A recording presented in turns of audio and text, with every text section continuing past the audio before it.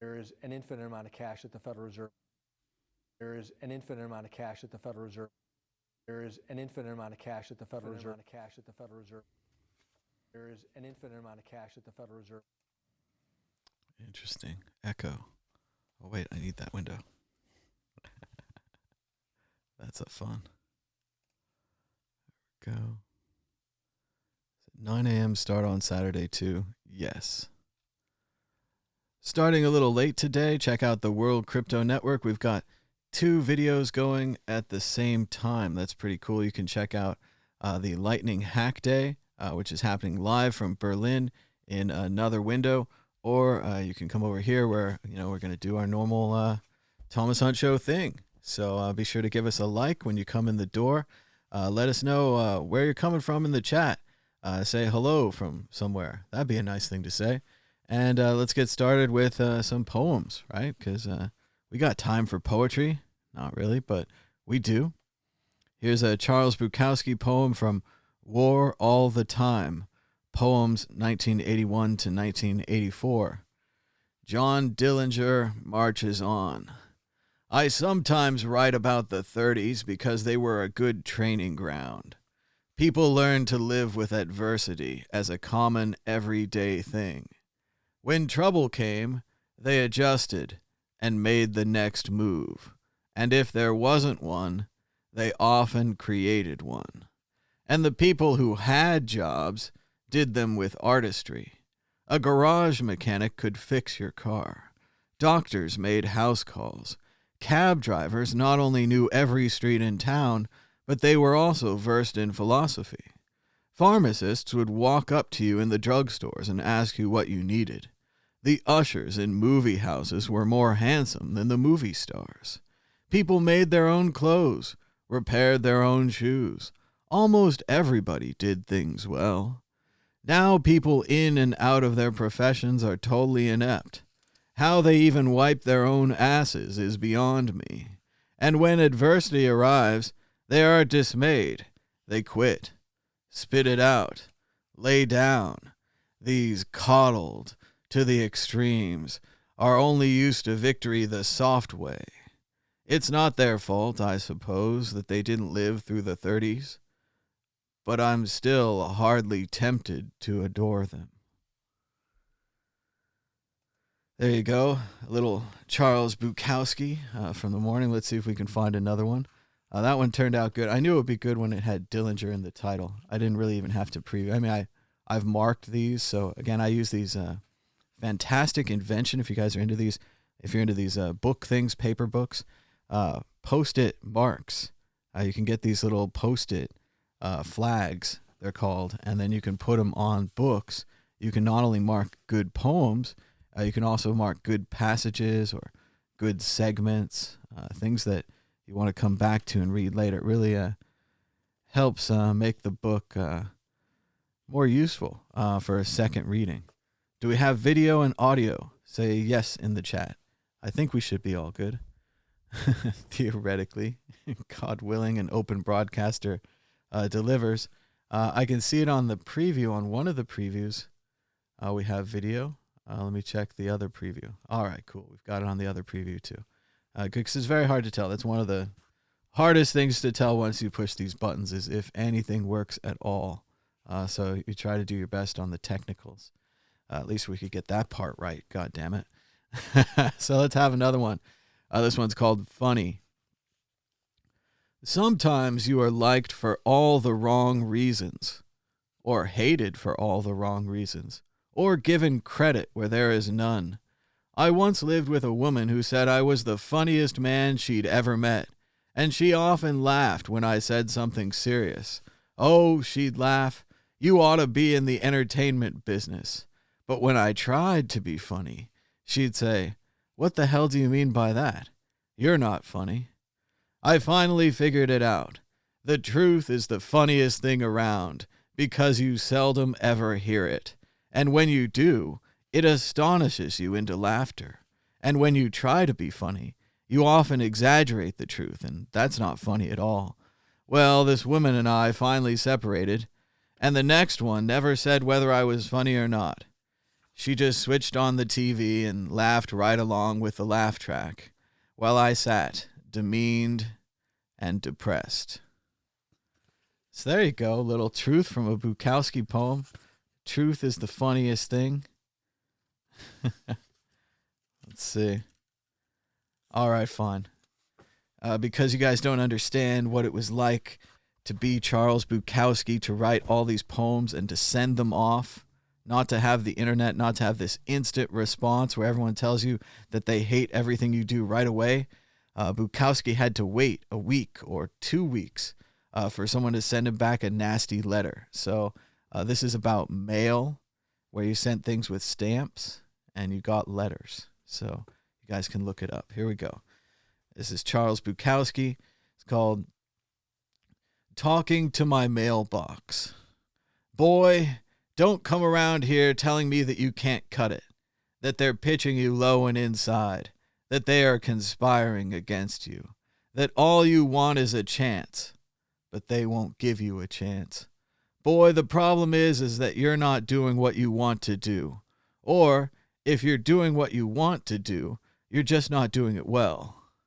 Boy, I agree, there's not much opportunity, and there are some at the top who are doing much better than you are.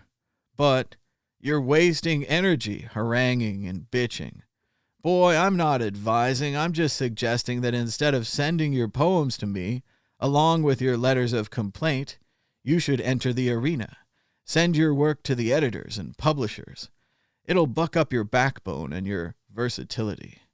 Boy, I thank you for the praise for some of my published works, but that has nothing to do with anything, and won't help a purple shit. You've got to learn how to hit that low, hard, inside pitch. This is a form letter I send to almost everybody, but I hope you take it personally, man. So there you go. It's kind of a form letter. I don't know that it was really about mailboxes that much, but it was in the title. So, let's see. Oh, I don't like that one. Looked pretty good. Ooh, no, the star. Oh, that one just... Somebody bent the book at that point. It keeps coming back to that. Here's a short one. Oh, yes, there are worse things than being alone, but it often takes decades to realize this. And most often, when you do, it's too late. And there's nothing worse than too late.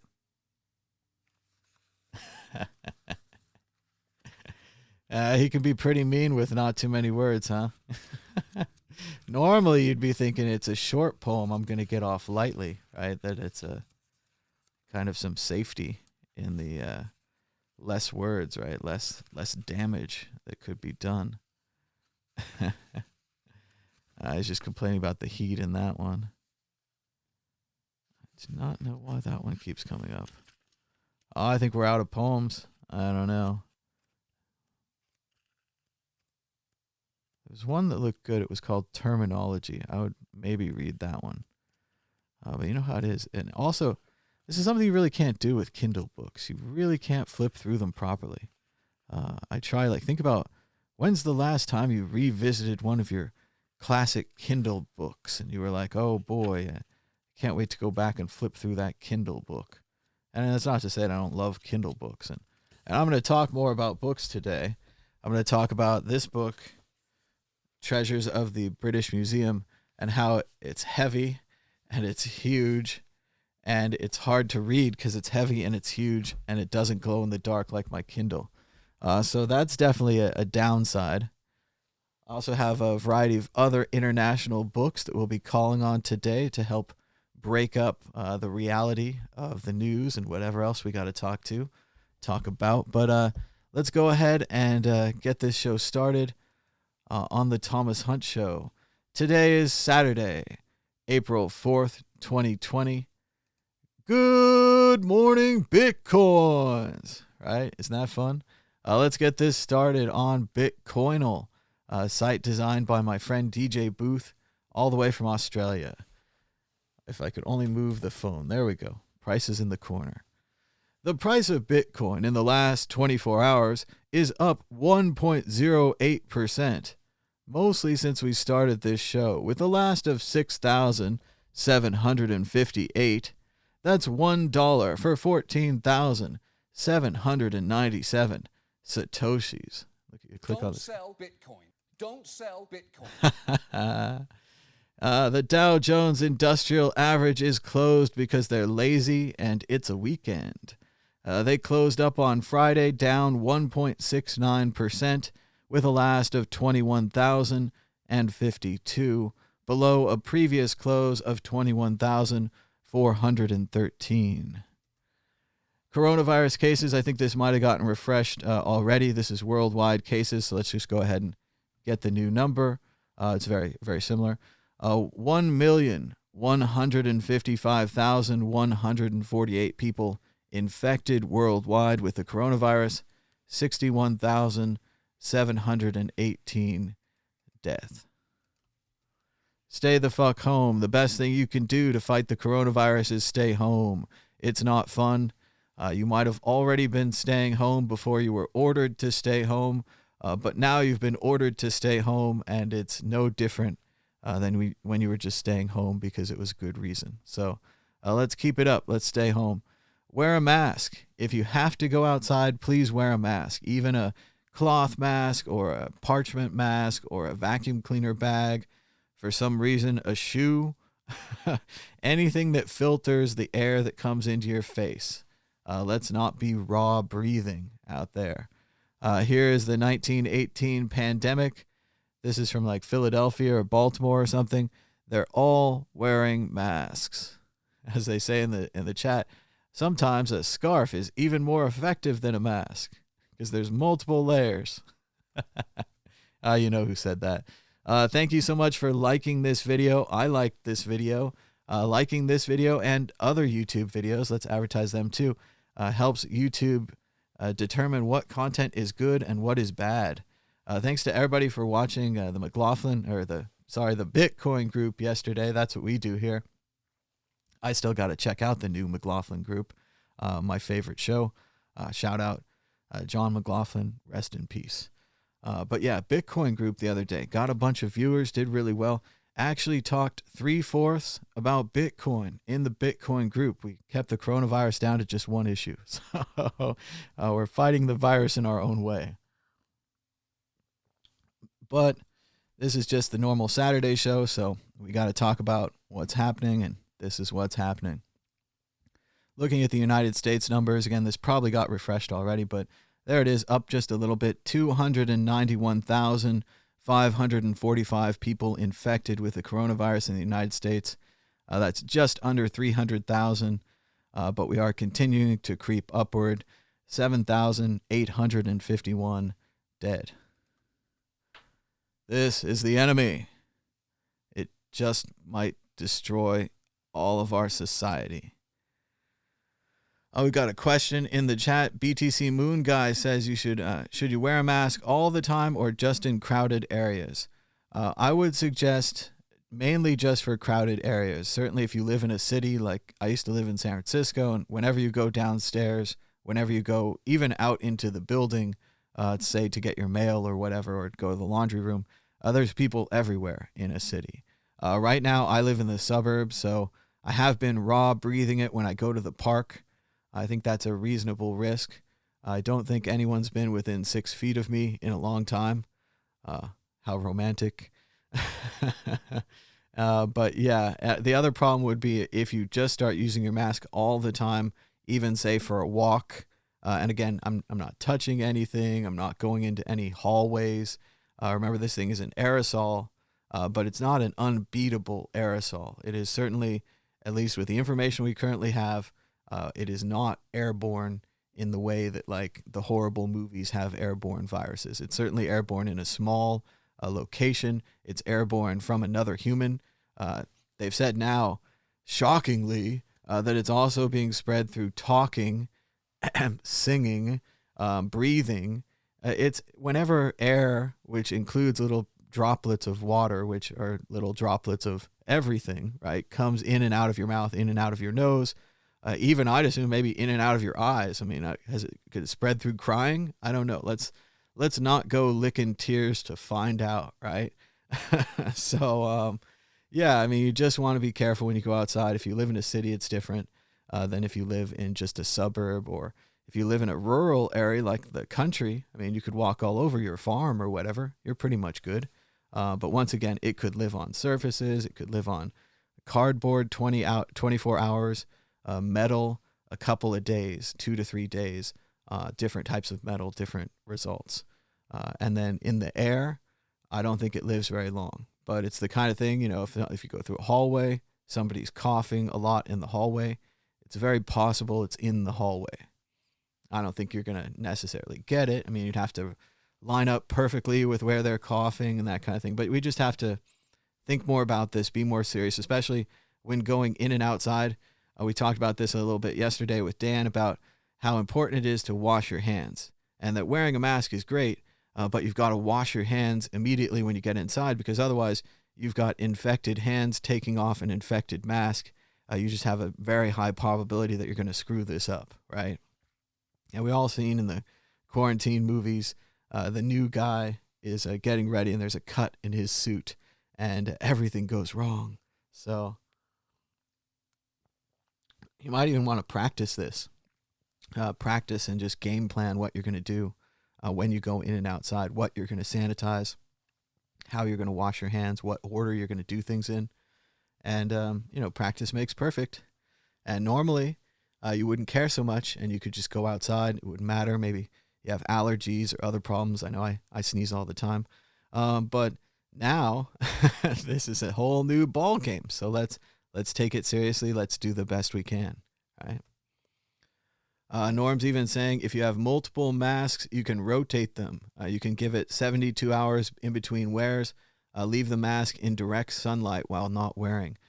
Talking a lot of different ways about reusing masks and disinfecting them and leaving them out. Seems like a good plan, as we talked about before. So, Fear the Apocalypse. Come hang out on Sunday for Prepper Palooza live stream on the Tatiana Show.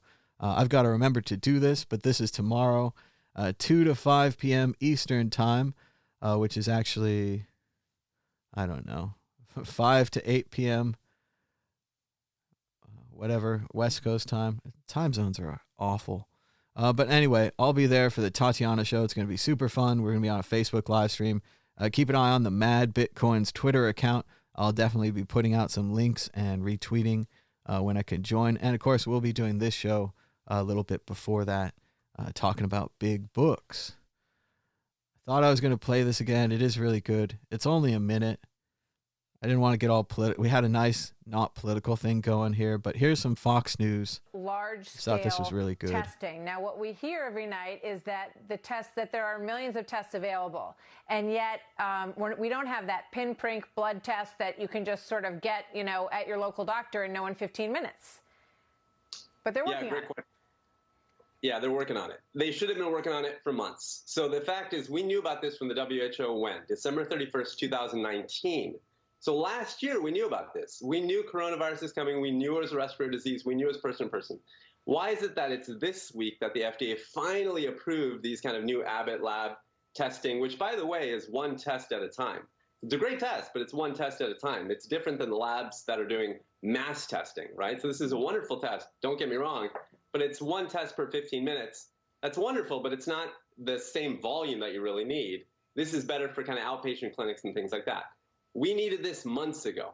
You look at Korea, South Korea and the U.S. had their first official confirmed case on the same date, January 19th. That means since January 19th, you look at what South Korea did and what we did. Their population is 1/6 of ours. Look at the cases they have. Look at the mortality they have. It's a trifle compared to what we're dealing with right now because we've had a very weak response and they had a really strong response.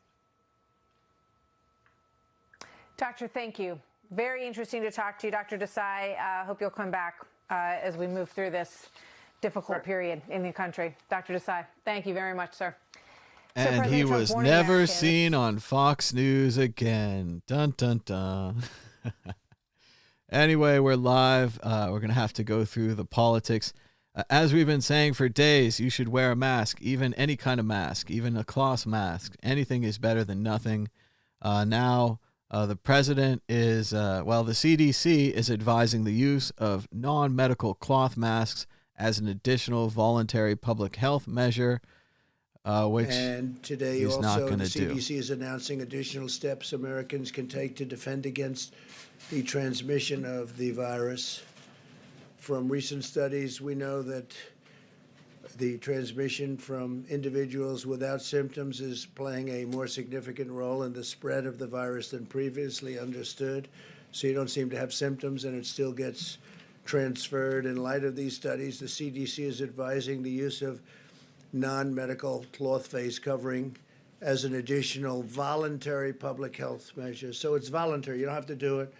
They suggest it for a period of time. But this is voluntary. I don't think I'm going to be doing it, but you have a lot of ways you can look at it as follows. The CDC is recommending that Americans wear a basic cloth or fabric mask that can be either purchased online or simply made at home, probably material that you'd have at home. These face coverings can be easily washed or reused. I want to emphasize that the CDC is not recommending the use of medical grade or surgical grade masks, and we want that to be used for our great medical people that are working so hard and doing some job. All right, so there it is. The CDC has finally come around and are supporting non-medical cloth face masks. They probably should have been doing it the whole time. Now they look pretty bad. A lot of people are on this whole "we don't trust what you said because you lied to us once" type kick. I think that they probably ended up lying to protect the supply lines. Like even here, the president, after announcing the policy, says multiple times that it's voluntary, that he won't be doing it personally, and that you probably shouldn't have the nicer masks that might even work better, right? So that was pretty strange. I'm not sure why you do that, but here we are again. Let's see. They wanted to know where Dr. Fauci was. They like it better when there's a doctor in the briefings, and President Trump got a little upset about that. He says, I don't know. Every time you ask that question, whenever he's not here, look, you say, where is he? And you'll say, is there a problem? So there you go. There's no problem. Dr. Fauci is just not there today. He's getting lazier and lazier on his ammunition claim. We all know that the Pentagon was never at any time in our lifetimes out of ammunition, like 100% ammunition. Like you said, please hand me another, grenade or whatever. The Pentagon has lots of grenades. They have lots of ammunition, right? This originally started out, he was saying that they didn't have, like new programs, or they weren't well started. They didn't have, additional things, right? But as you repeat a lie over and over again, and this is a problem I hope many of you don't have, but as someone who certainly studied World War II and Goebbels and Hitler and the other people who kind of mastered this propaganda, right? Propaganda is an American invention. Edward Bernays invented it. He's the cousin of Sigmund Freud. And they thought a lot about how people react to messages and how repeating things works and repeating things works. And the problem with repeating things is it kind of like a game of telephone. The signal degrades. So it's gotten worse and worse with this idea that the military is out of ammunition.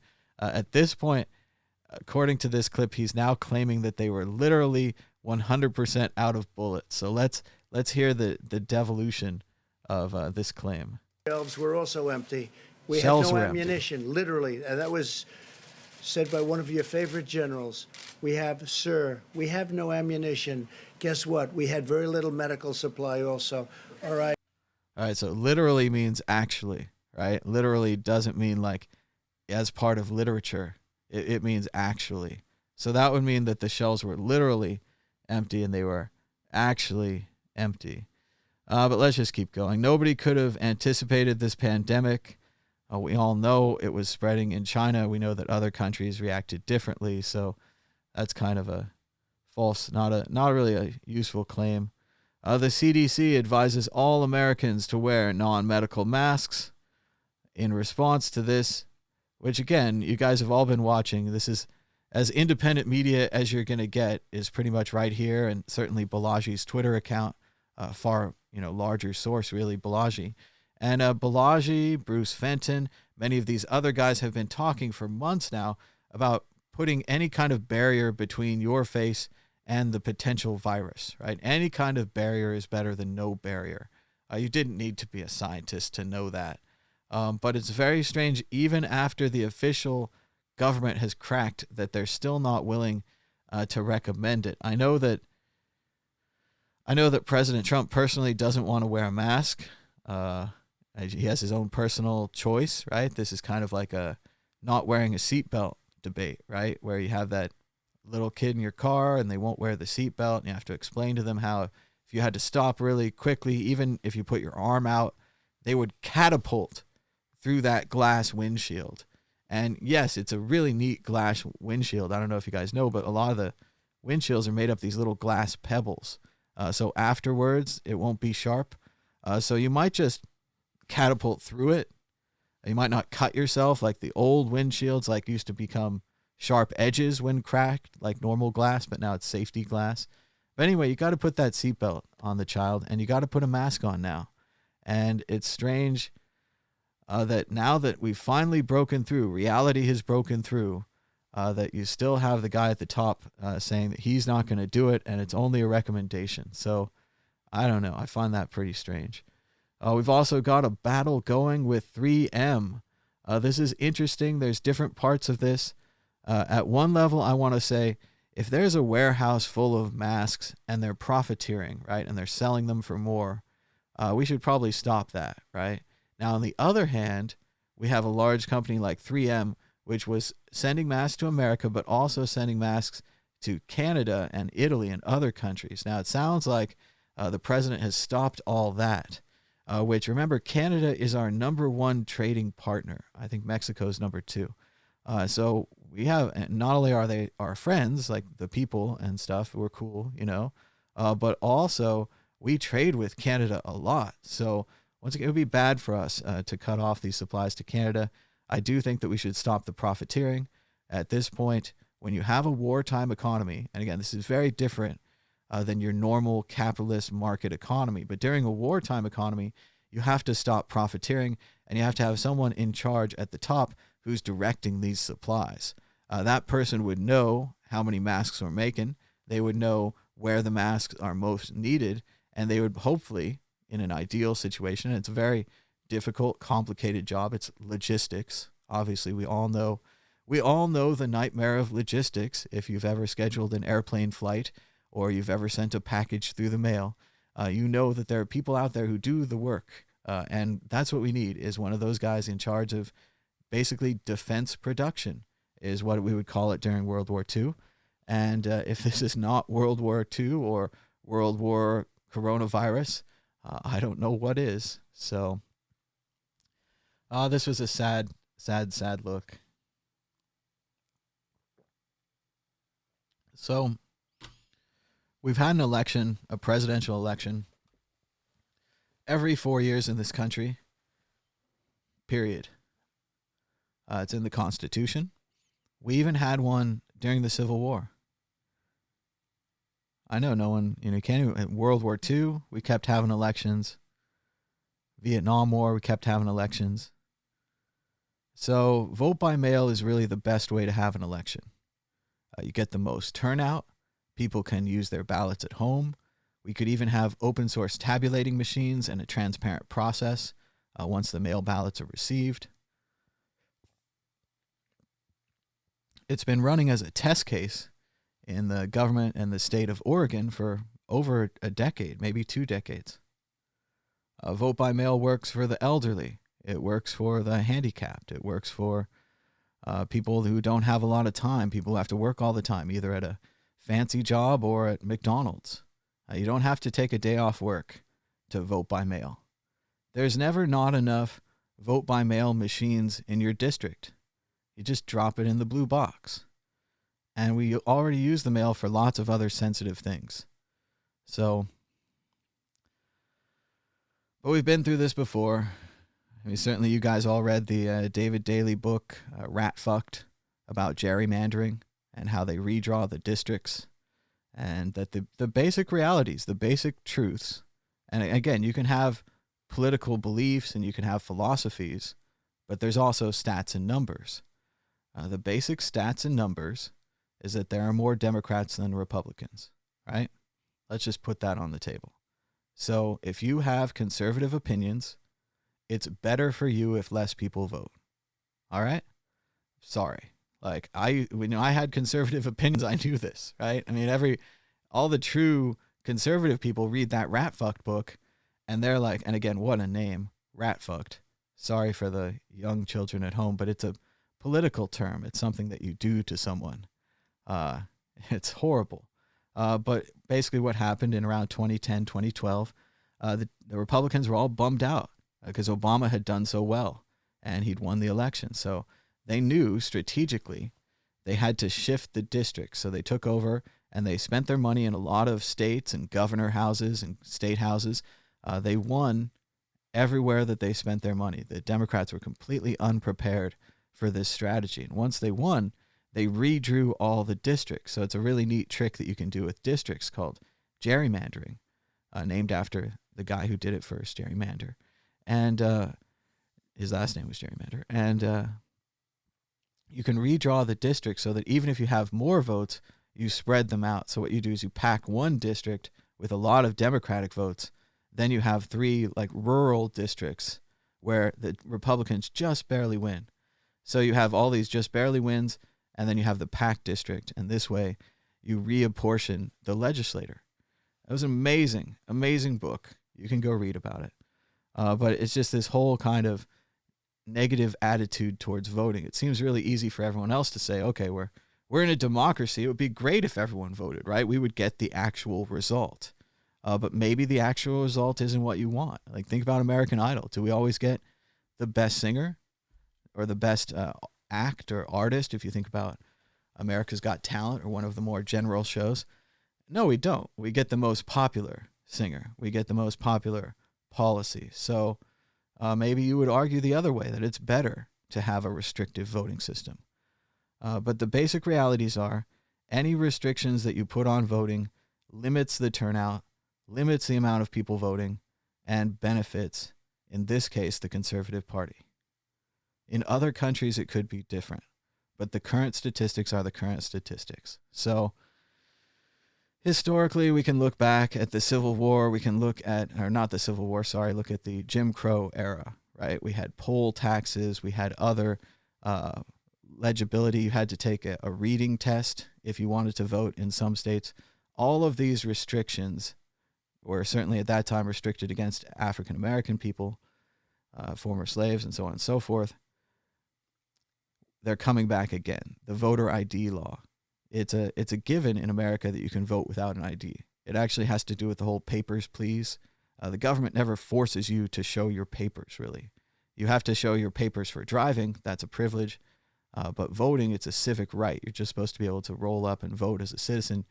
This stops people from being denied on a technicality. You can't vote because you don't have papers. In addition, vote by mail works in Oregon. It works just fine. You don't need to prove your papers. So again, to react to this vote by mail, they start saying that we should put more restrictions on voting, that we should have poll IDs, and that we should make it harder to vote. So again, why are they doing that? Why are they making it harder to vote? So if we don't get vote by mail, it's very unlikely that we're going to have an election. They've talked about a bunch of nonsense like drive-by voting and just the general idea of taking the populace out. Hopefully we're fine by then, right? Hopefully the virus is gone and we can all go to polling places and use terrible voting machines that don't produce a proper paper record, that aren't open sourced, that are easily hackable, that there aren't even enough of. There aren't even enough of in your area, so you have to stand in line, which is a great idea right now. So no, vote by mail is the way to go. It's horrifying to see him on the wrong side of this issue again. We know why. I mean, it's self-serving, and it's fine. I mean, you want to be self-serving. You want to win elections. You want the chance to have your ideas influence the world. But, I mean, it certainly goes against fairness. It certainly goes against the level playing field. I mean, vote by mail, let's just let everybody vote. Let's just get all the votes that we can get, right? I mean, So, also on the fraud issue here, there hasn't been any voter fraud in the last 50 years. Go look it up. I mean, we can go back. We can talk about the Kennedy election if you want to go back to 1960. And that was curious, right? But putting that one aside and putting the 2004 election aside, where it's possible that they flipped one or two of the districts in Ohio. All you do is flip the vote totals from Kerry to Bush. It's a really easy mistake to make on purpose. But yeah, we haven't had any fraud. The old idea was vote early, vote often, and the mafia and the liquor people, they would get you in different clothes. One of the theories actually for the death of Edgar Allan Poe, which has never been explained, is because Poe was found in someone else's clothes, and of course he was drunk and drank himself to death. But the idea, you'd go around, you'd get these bums and you'd put them in different clothes and you'd give them a bunch of drinks and you'd go to a bunch of polling places and you'd vote. That was voter fraud, right? That was voter fraud of the 20s and 30s. We really haven't seen it. I wish there was any report in any paper, in any study where I could get you voter fraud more than just like someone voting twice by mistake or someone voting from the wrong address or, these kind of, it's just simply not an issue. They're having other votes in state houses where they're having to tell people, they're like, we can't put this law through because there is nothing to stop. There is no threat. So it's not a good look. It's not a good look for the possibility of an election. We all know it works in Oregon. We could roll out vote by mail nationwide. We could have an election. If we don't vote by mail nationwide, we'll see. I'm not optimistic. Trump said that the professionals did the model. He was never involved in a model. He makes a little hand gesture here. Thousands of people are going to die. You know what I want to do? I want to come way under the models. The professionals did the models. I was never involved in a model, but at least this kind of a model. But, Where's the joke? Where's the? That's so. What a great clip, huh? For 17 seconds. I mean, we really go the full gamut of human emotion. So we've got hundreds of thousands of people are going to die, which is pretty much a given at this point. Then we slide right back to the whole model and women, and he's making funny mouth. I mean, it's just really Tommy Boy cannot control himself. Like, he just doesn't have impulse control. with the model show, hundreds of thousands of people are going to die. You know what I want to do? I want to come way under the models. The professionals did the models. I was never involved in a model, but at least this kind of a model. But you know what?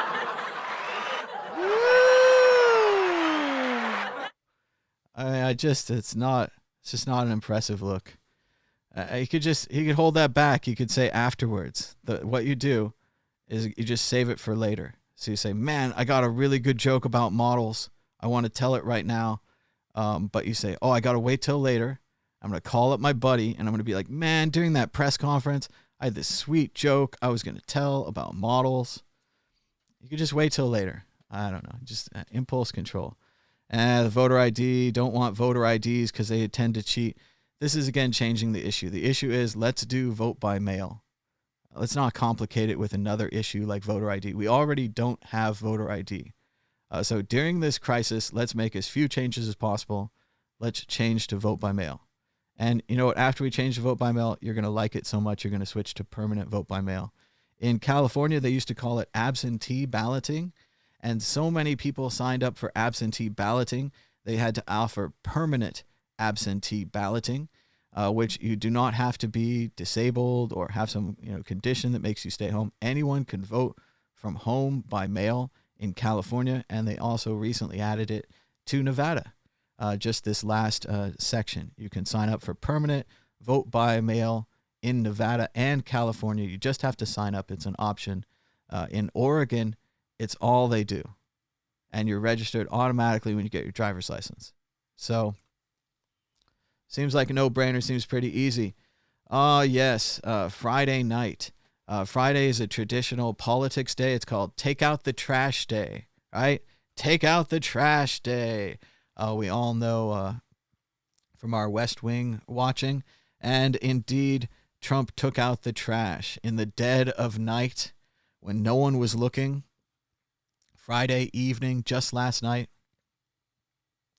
He fired the intelligence community's chief watchdog, Michael Atkinson, saying he no longer has confidence in him. Of course, we all know that the intelligence community's inspector general, who was fired right here, is also the one who passed along the whistleblower's complaint. So if you take part in the normal operations of government, which end up impeaching the president, you're going to be punished. And to do it in the dread of night on a Friday, extreme cowardice alert, right? They always talk about cucks on the other side and that kind of thing. This is a cuck move. Fired in the dead of night. What a coward. What a coward. As Richard Painter here, former U.S. attorney, the emergency White House response to the coronavirus pandemic is to fire the inspector general who reported on the Ukraine scandal. This president needs to go.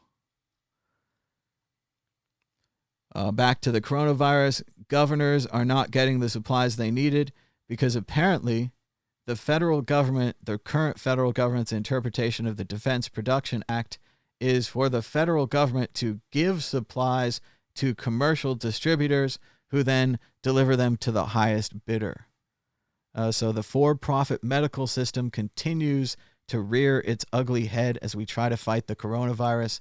The supplies are being directed by who can pay the most. Makes me a little angry. Does that make you a little angry? Maybe you're not in a rich state.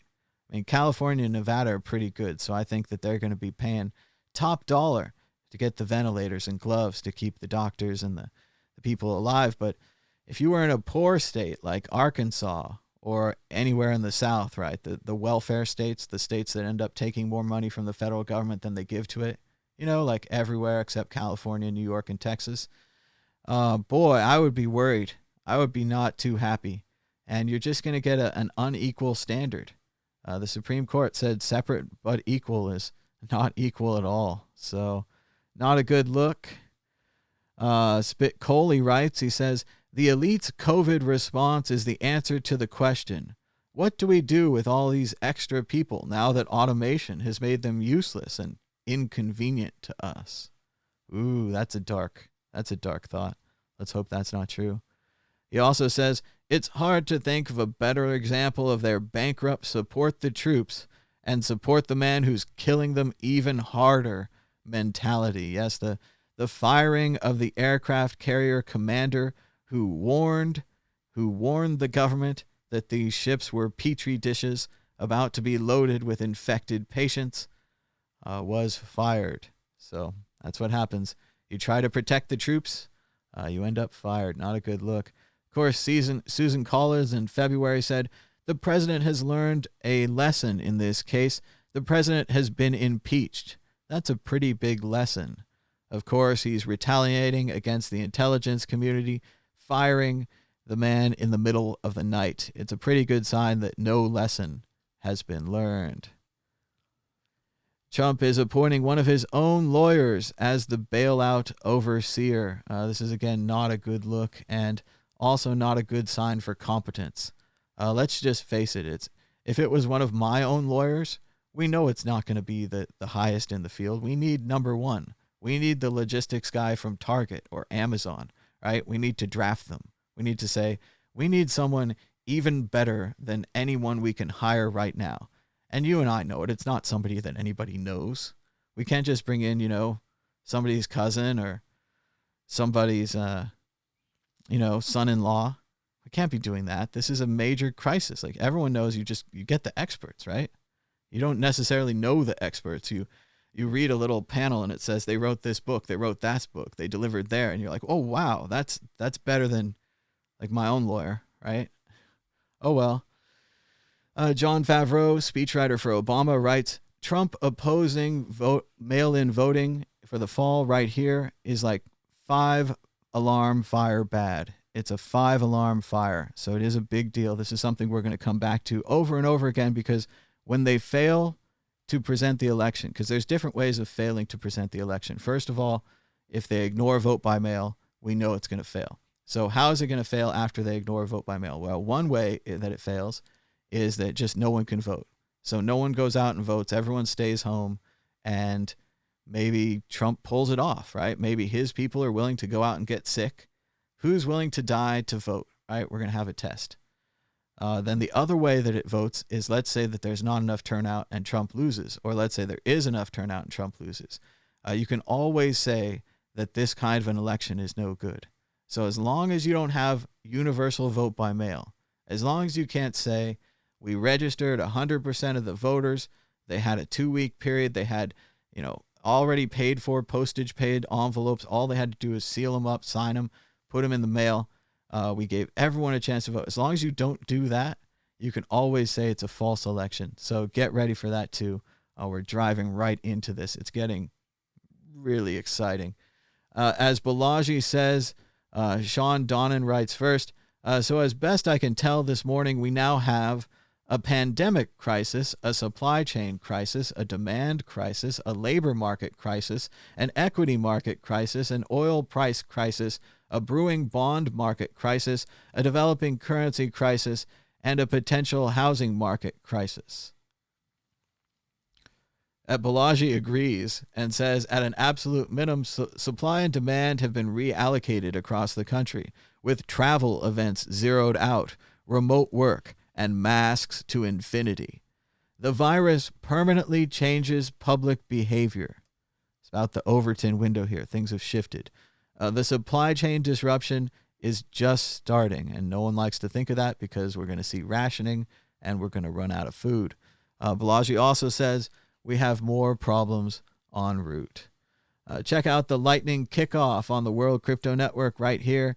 We've got the live Lightning Hack Day. It's supposed to be in Barcelona, but now it's just from the internet. So check that out.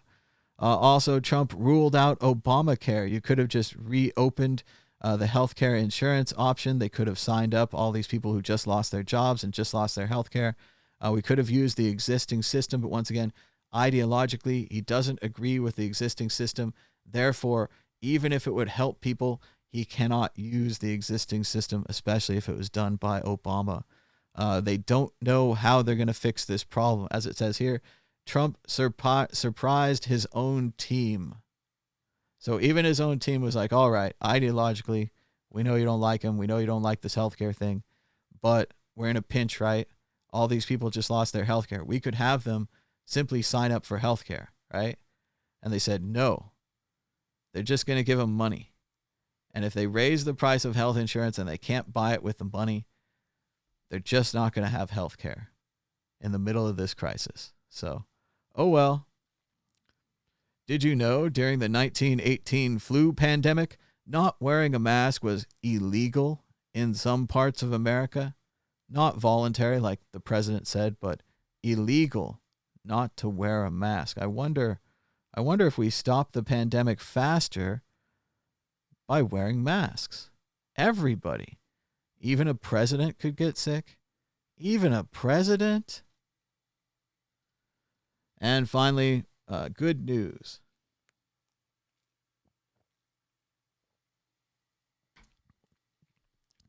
A potential coronavirus vaccine that is given using a fingertip-sized patch with dissolvable microneedles produces antibodies that could fight the coronavirus.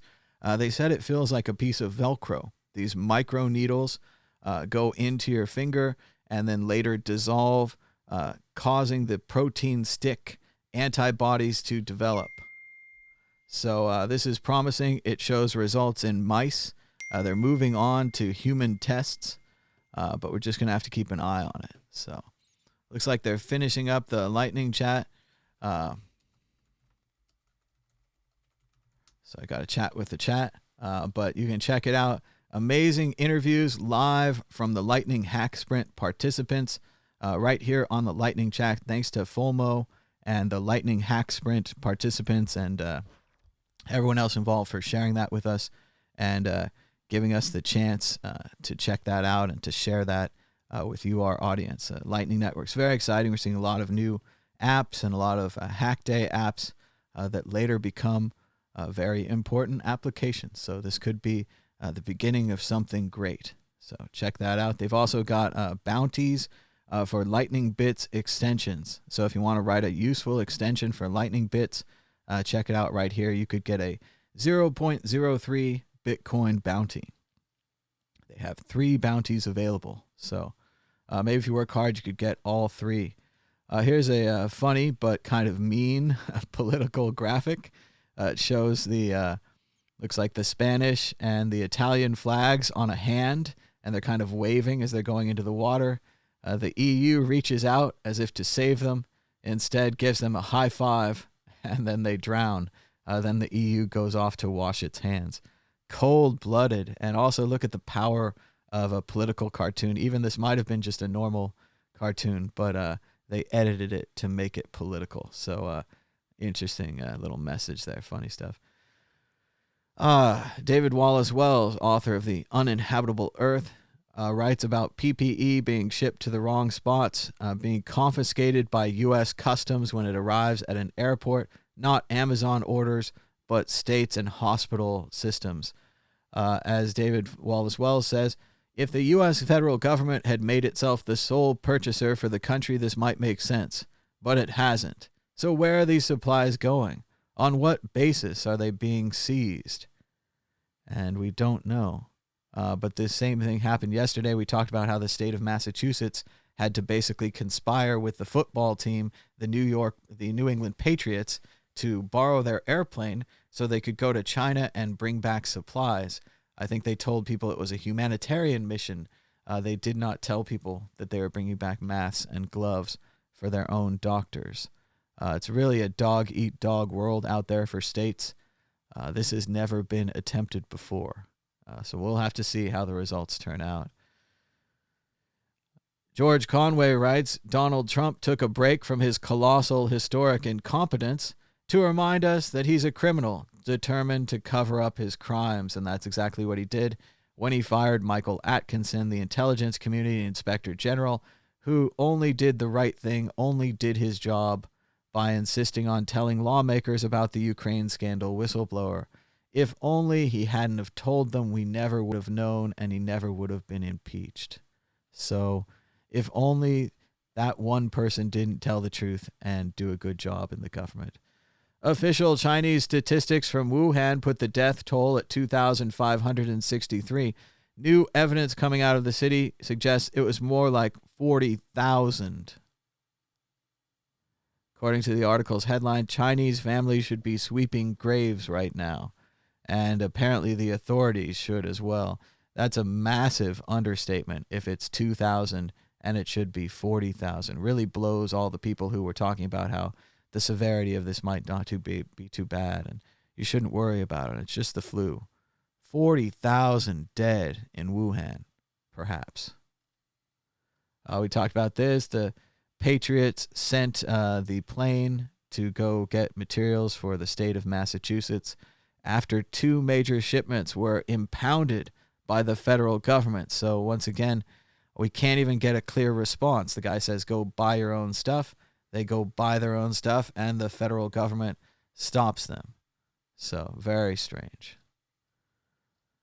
Talked about the Lightning Hack Day. Very cool stuff. It's not just revenge.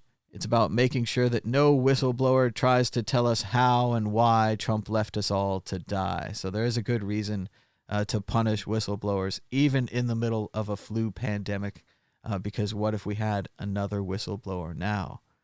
Which, again, we're going to get the documents. This video has gone viral all over the internet. Surely you've seen it by now. The hashtag trending Fox News lied. People died. The sky is absolutely falling. We are all doomed. The end is near. The apocalypse is imminent, and you're going to all die. Or at least that's what the media mob would like you to think. I'm dead right on this. The coronavirus is the common cold, folks. The hype of this thing as a pandemic, as the Andromeda strain, as, oh my God, if you get it, you're dead. This is one of those cases where the more I learn about coronavirus, the less concerned I am. There's a lot of hyperbole. The national left-wing media playing up fears of the coronavirus. The sky is falling because we have a few dozen cases of coronavirus on a cruise ship. I am far more concerned with stepping on a used heroin needle than I am getting the coronavirus, but maybe that's just me. It's a virus like the flu. All the talk about coronavirus being so much more deadly doesn't reflect reality. This virus should be compared to the flu because at worst case scenario, it could be the flu. The far more deadly, more lethal threat right now is not the coronavirus. It's the ordinary old flu. People are dying right now. Nobody has died yet in the United States, as far as we know, from this disease. That's right. And the facts are actually pretty reassuring, but you never know it watching all this stuff. You want to know how I really feel about the coronavirus, Juan? If I get it, I'll beat it. I'm not afraid of the coronavirus, and no one else should be that afraid either. It is very, very difficult to contract this virus. It's milder than we thought.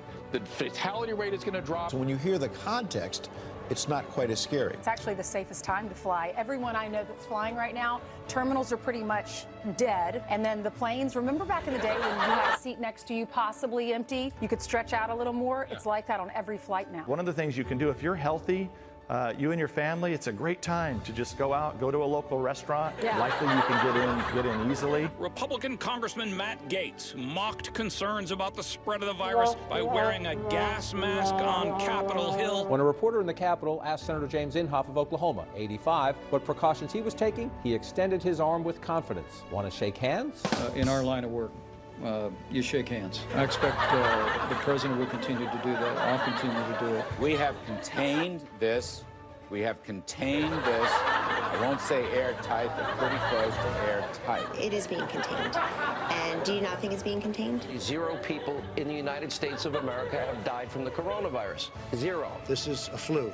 This is like a flu. It's going to disappear. One day it's like a miracle. It will disappear. I felt it was a pandemic long before it was called a pandemic. I took it very seriously. By the way, this program has always taken the coronavirus seriously.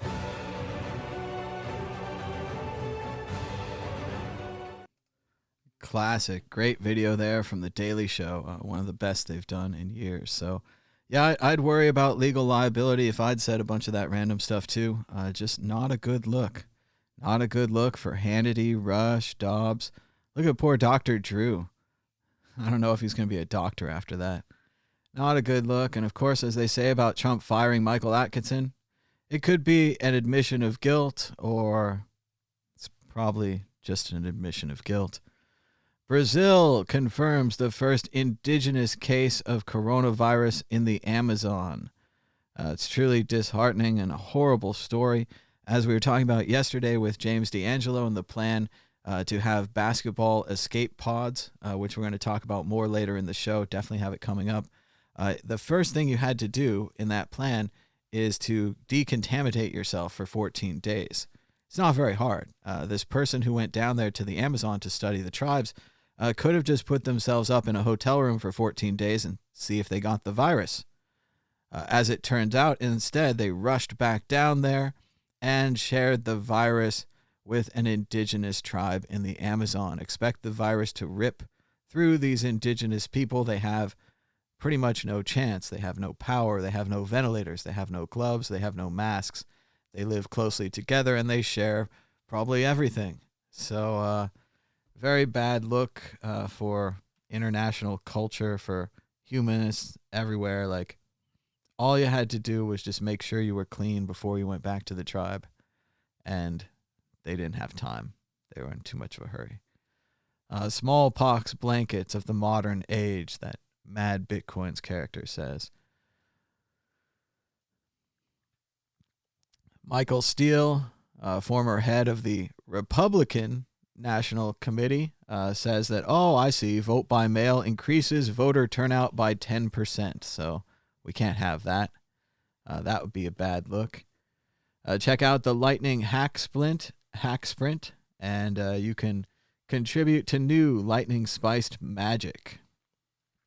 Check it out live from Barcelona and Berlin and other places today. More exciting news from the United States. Crematories are now released from restrictions and allowed to run around the clock. The most chilling sentence about this pandemic so far. Still no health screenings at U.S. airports. Why are we still running airports? Are we trying to infect more people? Is this a video game that I don't understand? If we're going to run the airports, let's check the people. Let's not just say that we check the people or think about checking the people. Let's actually check the people, or let's close down the airports, right? I mean, let's stop in place for 14 days and kill this virus.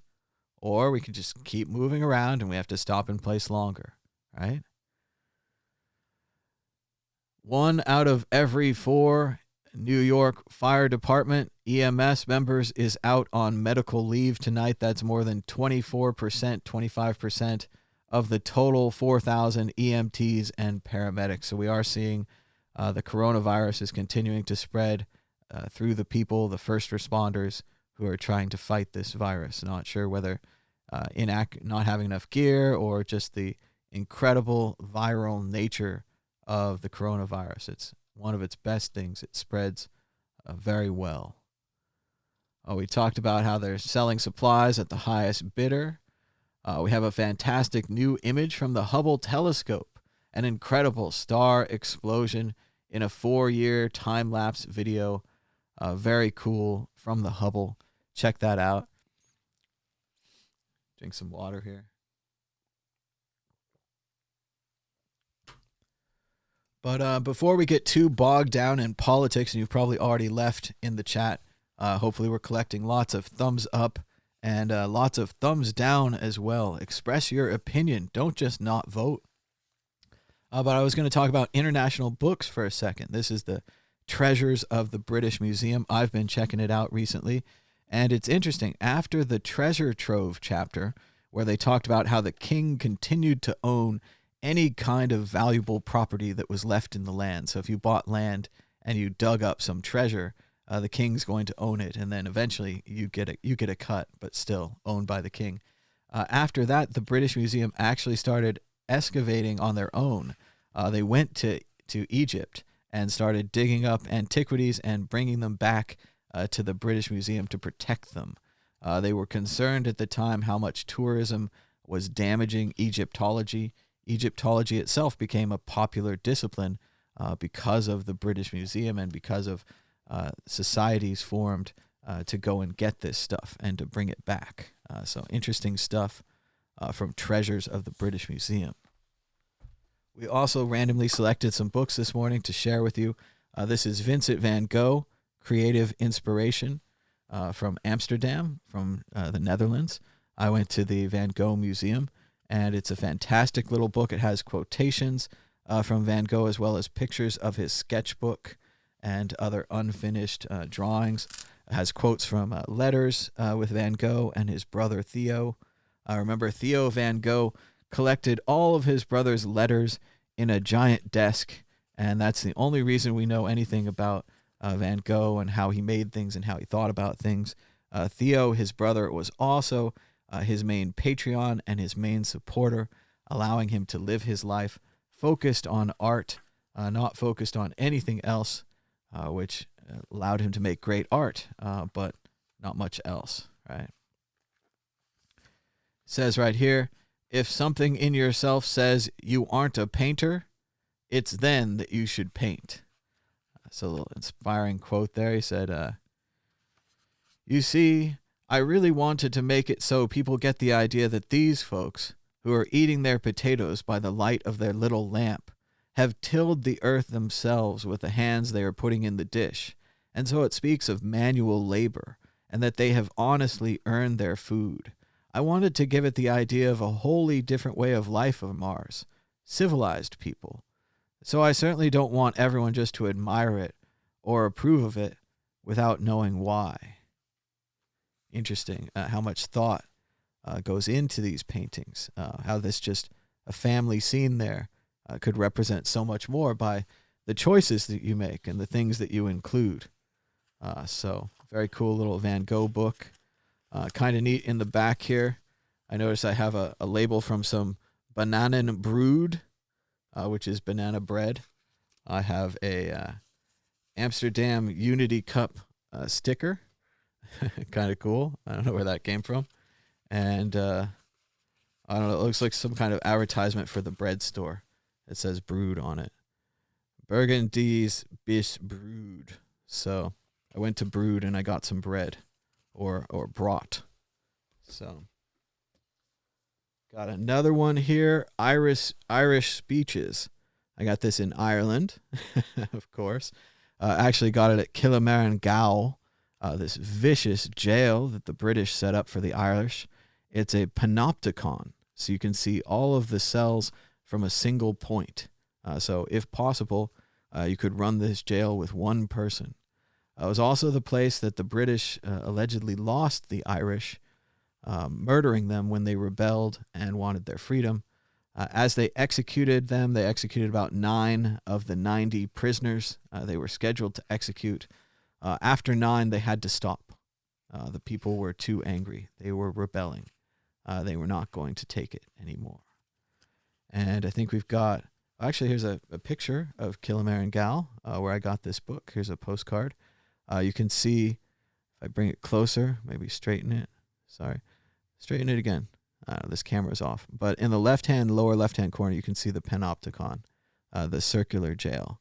And in the upper right-hand corner and the lower right, and as well as the other corners, you can see the yard where they shot the Irishmen and where basically they lost Ireland. So let's see. Got a Seamus Heaney speech. I think I want to skip ahead, though. So let's see. Here we go. It's a poem from Yeats that Seamus Heaney is quoting here.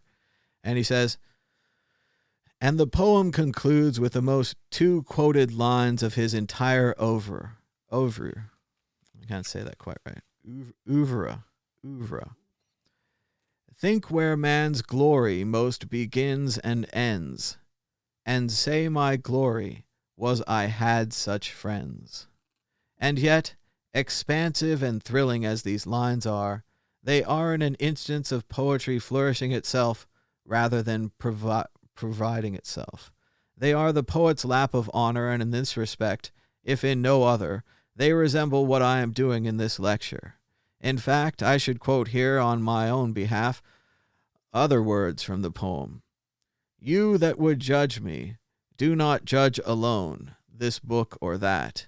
Instead, I ask you to do what Yeats asked his audience to do, and think of the achievement of Irish poets and dramatists and novelists over the past 40 years, among whom I am proud to count great friends. In literary matters, Ezra Pound advised against accepting the opinion of those who hadn't themselves produced noble work, and it is advice I am privileged to follow, since it is the good opinion of notable workers, and not just those in my own country, that has fortified my endeavor since I began to write in Belfast more than 30 years ago. The Ireland I now inhabit is one that these Irish contemporaries have helped to imagine. Beautiful, huh? The way that the authors and their ideas have contributed to the growth and the success of this new Ireland. And at some points they talk about how at some point all they had was the poems. All they had was the stories and the idea of what Ireland could be. And through these dreams, they came up with the country that they have now of Ireland. Just like in the way by watching Star Trek, all these computer geeks created communicators and the space program and all the other things that we enjoy so much, the internet. So, pretty cool stuff. Keeping it going. This is International Book Day Saturday. So we're going to do this every week till I run out of international books. So this is a neat one. This is Charles Bukowski, Katzen. This is Charles Bukowski poems in German. So I don't know perfect German yet. But let's give it a try. Any one of them is as good as any other. They're all generally about cats. Wish I had one that I kind of knew.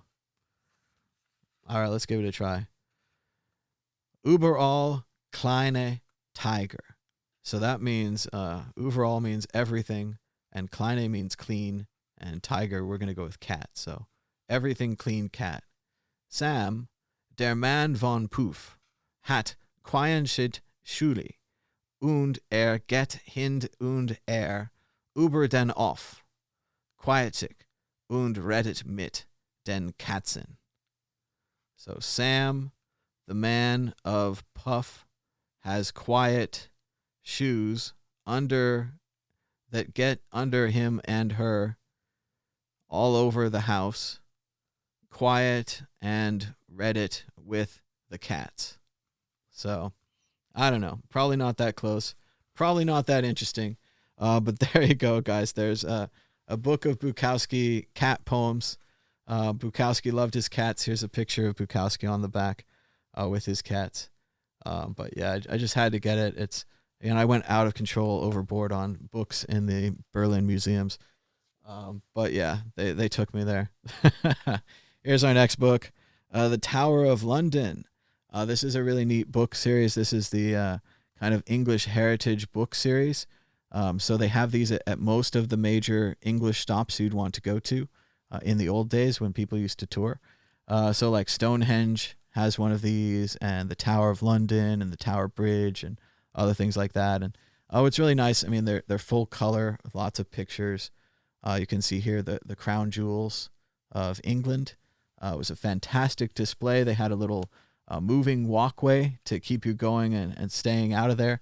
And I was there on kind of a cloudy day. It wasn't very crowded. I don't know, something like that. Nobody was there. And I got to go through the moving walkway like 5 times. It was pretty great. So there's a lot of things that happened at the Tower of London. It's a large fortress, has many smaller museums inside of it, things dedicated to the different groups of British Guard units throughout the history. Quite massive histories, some of these Guard units. And as well as being the place where the crown jewels are held. And some other nice stuff. They have like some jewels. I don't know if I can find the picture, but they had a really nice looking big punch bowl. Thought that was nice. It was incredibly decorative. Certainly not the kind of decorations you're going to see at one of my parties. We have normal punch bowls, but made out of plastic. I don't know. But yeah, Tower of London, very cool place. It was nice to visit right there in London. And finally, the last book today is the biggest book of the day. Well, not the British Museum one, but it's the Acropolis Museum Guide. I had to go all the way to Greece to get this one.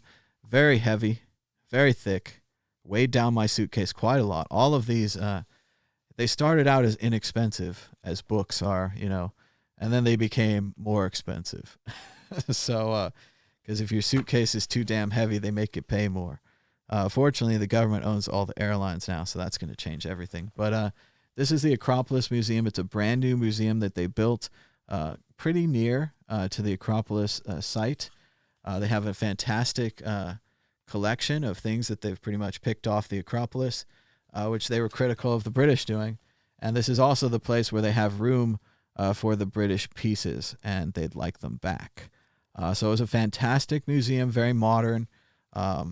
Almost looked kind of brand new. I think it opened in the last 5 years or so. The Acropolis Museum in Athens. Athens, at the time, God knows anymore, but at the time, you could get a pretty cheap Airbnb for Athens. I got a deal because I bought like the whole week, which actually turned out to be quite a long time in Athens. I went to every museum there, the popular ones, the unpopular ones. I tracked all over that city. It was a fantastic time. Another neat thing about this museum, in the entryway, they discovered kind of an old Greek city underneath the museum, so they kept it intact. And you can walk around the Greek city on the bottom level, and you can see things like how the houses were designed and what kind of septic systems they used, and that they had pipes and stuff. It was pretty neat. It was more than nothing. And again, they could have just smashed over it or something. So check out the Acropolis Museum if you're in Greece. And thanks to everybody for giving us a thumbs up and a share. We got a lot of thumbs down today as well. So thanks for voting. It takes a lot of effort to show up every day and vote things down. So I don't know if I have that effort myself. I'd rather be part of the group that shows up every day and votes things up. I like to enjoy the things that I watch. That's just me. All right, let's see. I think we got a little bit more news, but that was a good palate cleanser. Helped us get in a good Saturday mood. What are your favorite international books from your travel? Do you buy books? I used to, normally when I go to museums, I'm supposed to buy postcards. Postcards are affordable. They don't take up that much space. It's a nice way to remember that you saw an artist or a particular work that you like or something from the museum. But then, of course, if you buy 3 postcards, you could just get a book. So I end up with a lot of books. Shout out to the Lightning Network Hack Day. You can even watch that on replay here on the World Crypto Network. You can rewind and fast forward. And you don't have to worry at all about Trump prepping the ground for a totalitarian dictatorship if you're watching the Lightning Hack Day. That'd be good. We talked about how he hooks up with models. That's a good look. We played the pandemic thing. Pandemic. That's a good title. Well, this happened. So New York City may be days away from running out of ventilators. Can you assure New York they'll have ventilators? And Trump says, no, they should have had more ventilators at the time. They should have had more ventilators. So you're on your own, New York City. We hope that you'll make it. Oh, we almost made it to the top. We did it. Oh, we made it through the news. Huzzah. Huzzah and good day. Oh, we made it through the news. Everyone, I hope you're wearing a mask. I hope you're ready. Let's see. We've got some more things to play for you. We talked about how the Overton window's moving. Maybe if you guys want to vote in the chat, I have things I could read. If you want to have a reading, I could read the 1985 April Fool's joke from Sports Illustrated, or I could read Mad King Trump Angers the Gods. I didn't like that one. Here's a little bit of my Empty Vegas film. We played a little bit of this yesterday. We went down to the Strip the other day. I've been, self-quarantined inside for about a month, hadn't been outside. So it was fun to go for a little drive. It was the last day before Nevada officially locked down. And now we are at stay at home, only go out to go to the store and stuff. But I haven't been out in a month or two anyway. So check it out. There's the Tigers. There's the Mirage. The main thing that you're looking for here, there's 2 people there, 2 or 3 people. Just the empty sidewalks. All of these sidewalks would be full of people. They would be gambling. Vegas Strong right there. All right. The signs all say, we want to welcome you back. They all have this thing. Here comes the Forum Shops. See those columns on the side? Those are also view screens.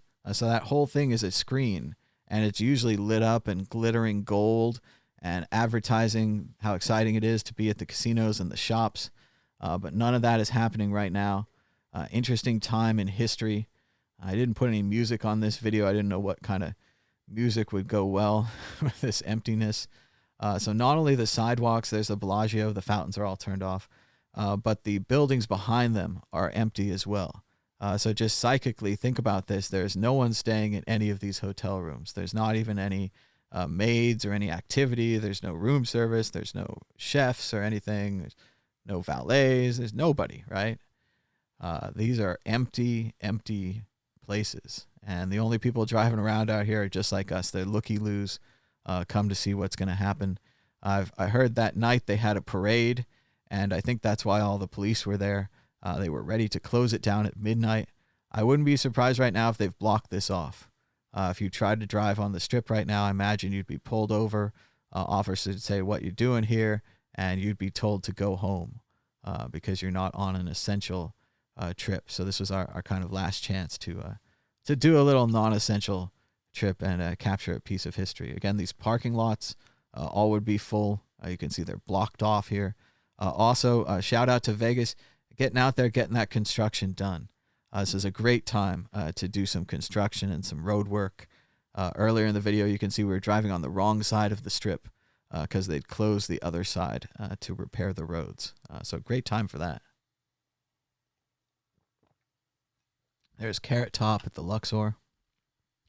Big Carrot Top fan.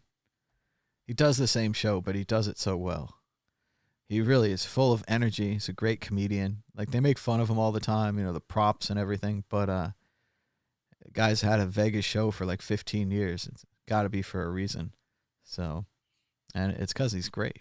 So, I really like this turn here, this curve on the Mandalay Bay, just the way that the building's rotating and the car is rotating and the camera's rotating because it's getting behind us there.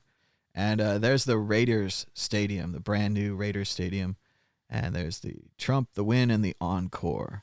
Have a little glittery, golden Trump moment there before we go into the underpass. And yes, I cut it that way. I cut the damn thing. So video editing is something that I can do. So it's fun.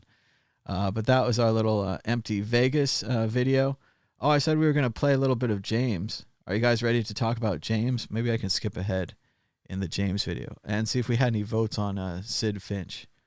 Let's see. Brood is pronounced more like broad. Okay, broad. But it's brought in German. So brought and brood. So let's see. Las Vegas. They don't like Las Vegas in the chat. Aw, too bad, guys. Vegas is okay. Let's see what James is going to say. I love James. He's a little slow and he's a little verbose. But let's try to get to the point of what he's talking about here, about how we're going to get these games back and how we're going to get our economy going again. So let's check that out. Oh, what do we do? Well, it's easy. The first thing we do is we take one of these empty universities and make sure it's entirely empty for 4 days. No people at all. And then we do the same thing for a team's airplane or bus. 4 days, nobody touches it. Because remember, that's the equivalent of sterilizing both the campuses and airplanes with the best technology in the world. Because after 4 days, on all surfaces, the coronavirus is no longer even a virus. It degrades and it's done. And then during this time, test all players, coaches, and staff before they get on the plane. So do it for those 4 days. And then test them after they land. Again, we're not talking about a massive number of tests. This is just the players in the NBA and their staff right now, and they can afford this stuff. Then we quarantine them. Well, we actually sequester them for 2 to 3 weeks on this isolated, sterile campus. Testing every few days. And we say 3 weeks, but 2 weeks is Katz's recommended isolation strategy. So 2 weeks is probably enough. 3 weeks is insurance. And so while under the sequestration quarantine, players and staff can stay in the dorms far from each other. These are massive universities, 50,000 kids, tons of dorms. Each player might even get a floor to themselves. But then, after those 3 weeks, all these healthy guys, all the people who've passed all the tests, including, of course, LeBron, can start to practice together again. Including, of course, No contact, LeBron. No worries. They're living in an escape pod from the coronavirus, a sequestration So paradise. you guys And while can they're see all where he's training, going 'cause they're now, probably all out of shape a bit, we can start doing the same process with thousands of healthy but at-risk elders. Those very people who, if they catch the virus, are going to glut up the hospitals. Not the worst ones, right? The people who need care. So obviously James is doing some really outside of the box thinking here. I want to go ahead and open it up to phone calls. Maybe we'll get some different phone calls. People are at home here on the weekend. Well, I guess we were at home every day. But maybe you don't have to pretend to work from home on the weekend, so you can just call in. I will try to keep the show going a little bit longer if there's phone calls. Maybe I'll read one of those long pieces, not sure. But what do you guys think? Should we have universities turned into sterile escape pods so that athletes and others can continue playing and entertaining, as well as you can run all the restaurants, all the coffee shops, all the businesses in there? Academics could return. Classes could even continue if you wanted to go through the quarantine process.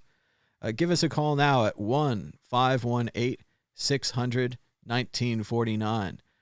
Type 001 for international calls, or call us on Skype at World Crypto Network, all one word. You don't have to talk about that. You could just tell us what's going on in your neighborhood, Are people taking this seriously? Did you go to the grocery store this week? Did you stock up? Nevada certainly just started our lockdown here. California, the San Francisco Bay Area, started their lockdown a few weeks ago. Florida just barely started a lockdown. Of course, California and Nevada had closed all essential businesses and even shut off the gaming machines. There's no gaming going on in this state at all. You could still be gambling at gas stations and supermarkets and all kinds of places, but they shut them all off. So it's pretty great to see Nevada is taking it seriously now. And there's less people here, so it should be good. Let's see, we talked a little bit about Sid Finch, the curious case of Sid Finch. This is kind of our only chance to talk about it.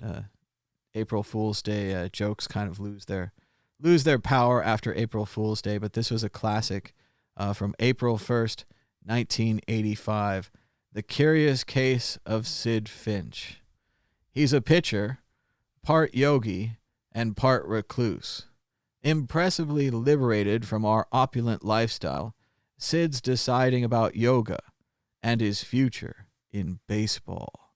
This is from a 1985 George Plimpton classic. The secret cannot be kept much longer. Questions are being asked, and sooner rather than later, the New York Mets management will have to produce a statement. It may have started unraveling in St. Petersburg, Florida, 2 weeks ago, on March 14th to be exact, when Mel Stottlemyre, the Met pitching coach, walked over to the 40-odd Met players doing their morning calisthenics at Payson Field Complex, not far from the Gulf of Mexico, a solitary figure amongst a pulsation of jumping jacks, and motioned to 3 Mets to step out of the exercise. The 3, all good prospects, were John Christensen, a 24-year-old outfielder, Dave Cochran, a spare but muscular switch-hitting third baseman, and Lenny Dykstra, a swift center fielder who may be the Mets' leadoff man of the future. Interesting stories about Dykstra.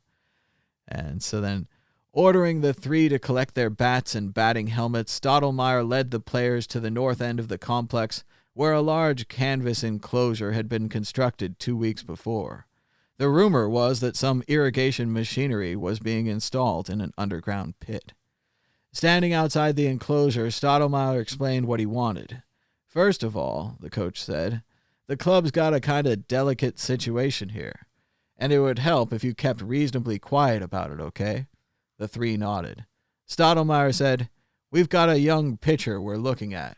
We want to see what he'll do against a batter standing in the box. We'll do this alphabetically. John, go in there, stand at the plate, and give the pitcher a target. That's all you have to do. Do you want me to take a cut? Christensen asked. Stottlemyre produced a dry chuckle. You can do anything you want. Christensen pulled aside a canvas flap and found inside a rectangular angle about 90 feet long and 30 feet wide, open to the sky, with a home plate set in the ground in front of him, and down at the far end a pitcher's mound, with a small group of Met front office personnel standing behind it, facing home plate. Christensen recognized Nelson Doubleday, the owner of the Mets, and Frank Cashen, wearing a long-billed fishing cap. He had never seen Doubleday at the training facility before. Christensen bats right-handed. As he stepped around the plate, he nodded to Ron Reynolds, the stocky reserve catcher who had been with the Met organization since 1980. Reynolds whispered up to him from his crouch, "Kid, you won't believe what you're about to see." A second flap down by the pitcher's end was drawn open, and a tall, gawky player walked in and stepped up onto the pitcher's mound. He was wearing a small black fielder's glove on his left hand and was holding a baseball in his right. Christensen had never seen him before. He had pale blue eyes, Christensen remembered, and a youthful face, with facial muscles that were motionless like a mask. You notice it, Christian explained later, when a pitcher's jaw isn't working on a chaw or a piece of gum. Then, to Christian's astonishment, he saw that the pitcher, pawing at the dirt of the mound to get it smoothed out properly and to his liking, was wearing a heavy hiking boot on his right foot. Christensen has since been persuaded to describe that first confrontation. I'm standing there, To give this guy a target, just waving the bat once or twice over the plate. He starts his windup. He sways way back like Juan Marchesel. This hiking boot comes clomping over. I thought maybe he was wearing it for balance or something, and suddenly rears upright like a catapult. The ball is launched from an arm completely straight up and stiff. Before you can blink, the ball is in the catcher's mitt. You hear it crack, and then there's this little bleat from Reynolds. Christensen said the motion reminded him of the extraordinary contortions he remembered from Goofy's pitching in one of Walt Disney's cartoon classics. I never dreamed a baseball could be thrown that fast. The wrist must have a lot to do with it, and all that leverage. You can hardly see the blur of it as it goes by. As for hitting the thing, frankly, I don't think it's humanly possible. You could send a blind man up there, and maybe he'd do better at hitting the sound of the thing. Christensen's opinion was echoed by both Cochran and Dykstra, who followed him into the enclosure. When each had done his stint, he emerged startled and awestruck, especially Dykstra. Offering a comparison for Sports Illustrated, he reported that out of curiosity, he had once turned up the dials that control the motors of the pitching machine to maximum velocity, thus producing a pitch that went approximately 106 miles per hour. What I looked at in there, he said, motioning towards the enclosure, was whistling by another third as fast. I swear.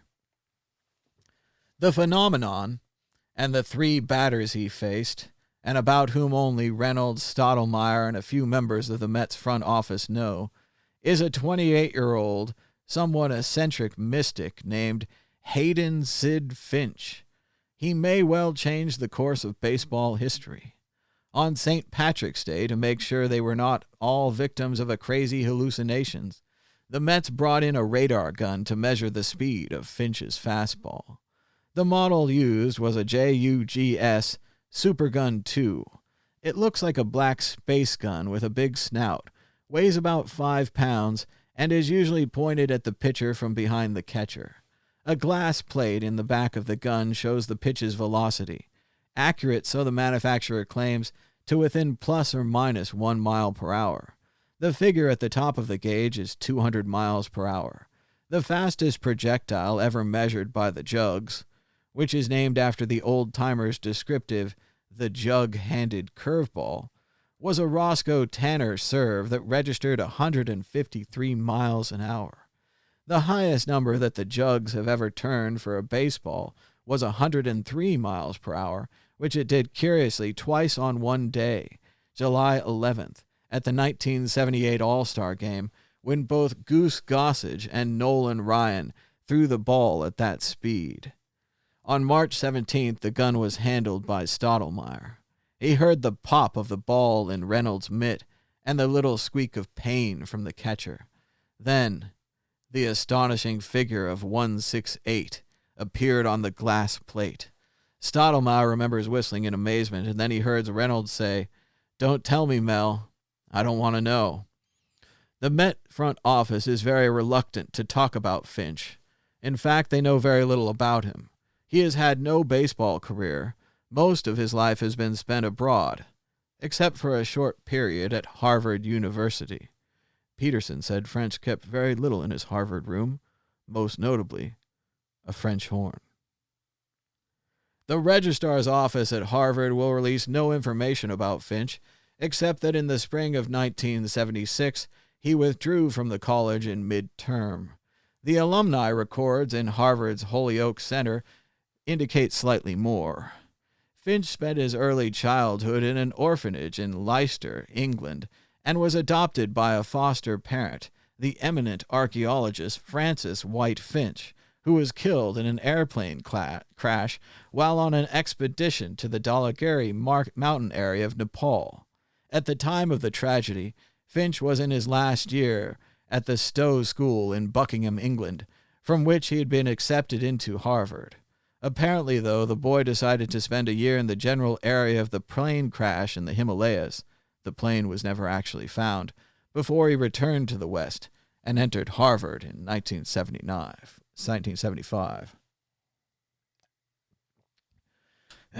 Dropping for unknown reasons the white from his name. Hayden's Finch picture is not in the freshman yearbook, nor, of course, did he play baseball at Harvard, having departed before the start of the spring season. His assigned roommate was Henry W. Peterson, class of 1979, now a stockbroker in New York with Dean Witter, who saw very little of Finch. He was almost never there, Peterson told SI. I'd wake up morning after morning and look across at his bed, which had a woven native carpet of some sort on it. I have an idea, he told me, maybe it was made of yak fur, and it never had the sense it had been slept in. Maybe he slept on the floor. Actually, my assumption is that he had a girl in Somerville or something and stayed out there. He had almost no belongings, a knapsack, a bowl he kept in the corner on the floor, a couple of wool shirts, always very clean, and maybe a pair or so of blue jeans, one pair of hiking boots. I always had the feeling that he was very bright. He had a French horn in an old case. I don't know much about French horn music, but he played beautifully. Sometimes he'd play it in the bath. He knew any number of languages. He was so adept at them that he'd be talking in English, which he spoke in its distinctive sing-song way, quite oriental, and he'd use a phrase like pied-à-terre, and without knowing it, he'd sail along in French for a while, until he'd drop in a German word like angst, and he'd shift into that language. For any kind of sustained conversation, you had to hope he wasn't going to use a foreign buzzword, especially out of the Eastern languages he knew, like Sanskrit, because that was the end of it as far as I was concerned. When Peterson was asked why he felt Finch had left Harvard, he shrugged his shoulders. I came back one afternoon and everything was gone, the little rug, the horn, the staff. Did I tell you he actually had this long kind of shepherd's crook standing in the corner? Actually, there was so little stuff to begin with that it was hard to tell he wasn't there anymore. He left a curious note on the floor. It turned out to be a Zen koan, which is one of those puzzles which cannot be solved by the intellect. It's a famous one about the live goose in the bottle. How do you get the goose out of the bottle without hurting it or breaking the glass? The answer is, there, it's out. I heard from him once from Egypt. He sent pictures. He was on his way to Tibet to study. Finch's entry into the world of baseball occurred last July in Old Orchard Beach, Maine, where the Mets AAA farm club, the Tidewater Tides, was in town playing the guides. After the first game of the series, Bob Schaefer, the Tides manager, was strolling back to the hotel. He has very distinct memories of his first meeting with Finch. I was walking by the park when suddenly this guy, nice-looking kid, clean-shaven, blue jeans, big boots, appears alongside. At first I thought maybe he wants an autograph or to chat about the game, but no, he scrabbles around in a kind of knapsack, gets out a scuffed-up baseball, and a small black leather fielder's mitt that looks like it came out of the back of some Little League kid's closet. The guy says to me, "I have learned the art of the pitch." Some odd phrase like that, delivered in a sing-song voice like a chant, or what you hear in a Chinese restaurant, if there are some Chinese in there. I'm about to hurry on to the hotel when this kid points out a soda bottle on the top of a fence post, about the same distance that a home plate is from the pitcher's rubber. He rears way back, comes around, and pops the ball at it. Out there on that fence post, that soda bottle explodes. It disintegrates like a rifle bullet hit it. Just little specks of vaporized glass in a puff. Beyond the post, I could see the ball bouncing across the grass of the park until it stopped about as far away as I can hit a 3-wood on a good day. I said very calmly, "Son, would you mind showing me that again?" And he did. He disappeared across the park to find the ball. It had gone so far he was after it for what seemed like 15 minutes. In the meantime, I found a tin can from a trash container and set it up for him. He did it again, just kicked that can off the fence like it was hit with a baseball bat. It wasn't the accuracy of the pitch so much that got to me, but the speed. It was like the tin can got belted as soon as the ball left the guy's fingertips. Instantaneous, I thought to myself.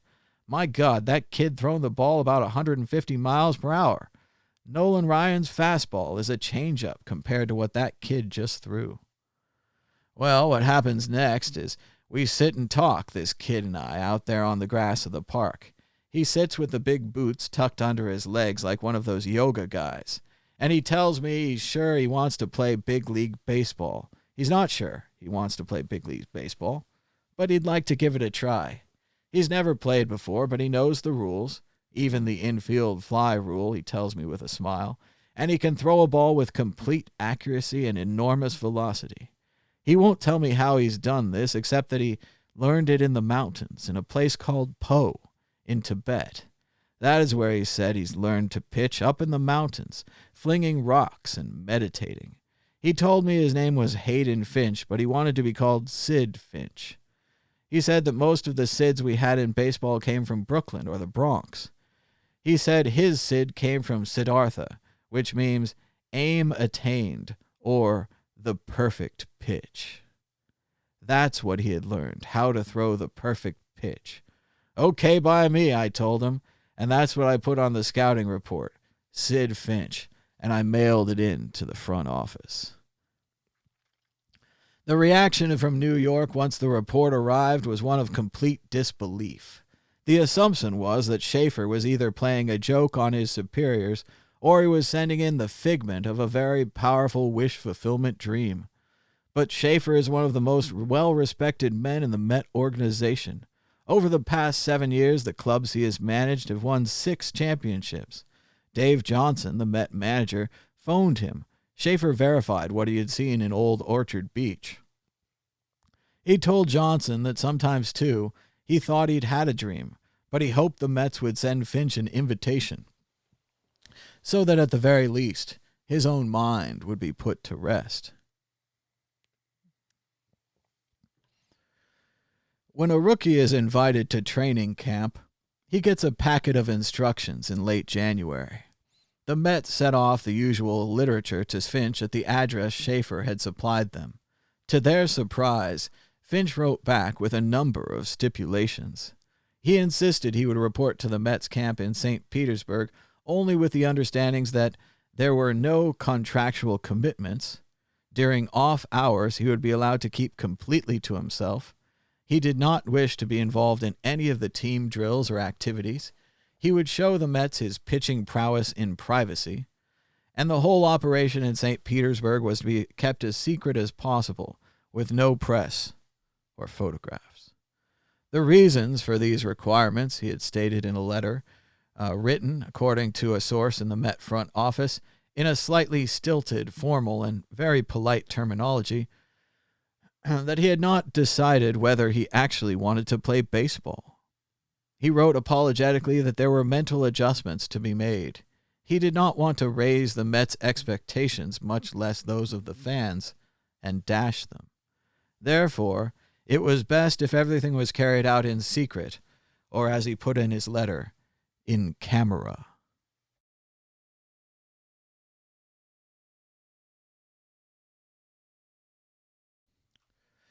At first, the inclination of the Met front office was to disregard this nonsense out of hand and tell Finch either to apply himself through normal procedures or forget it.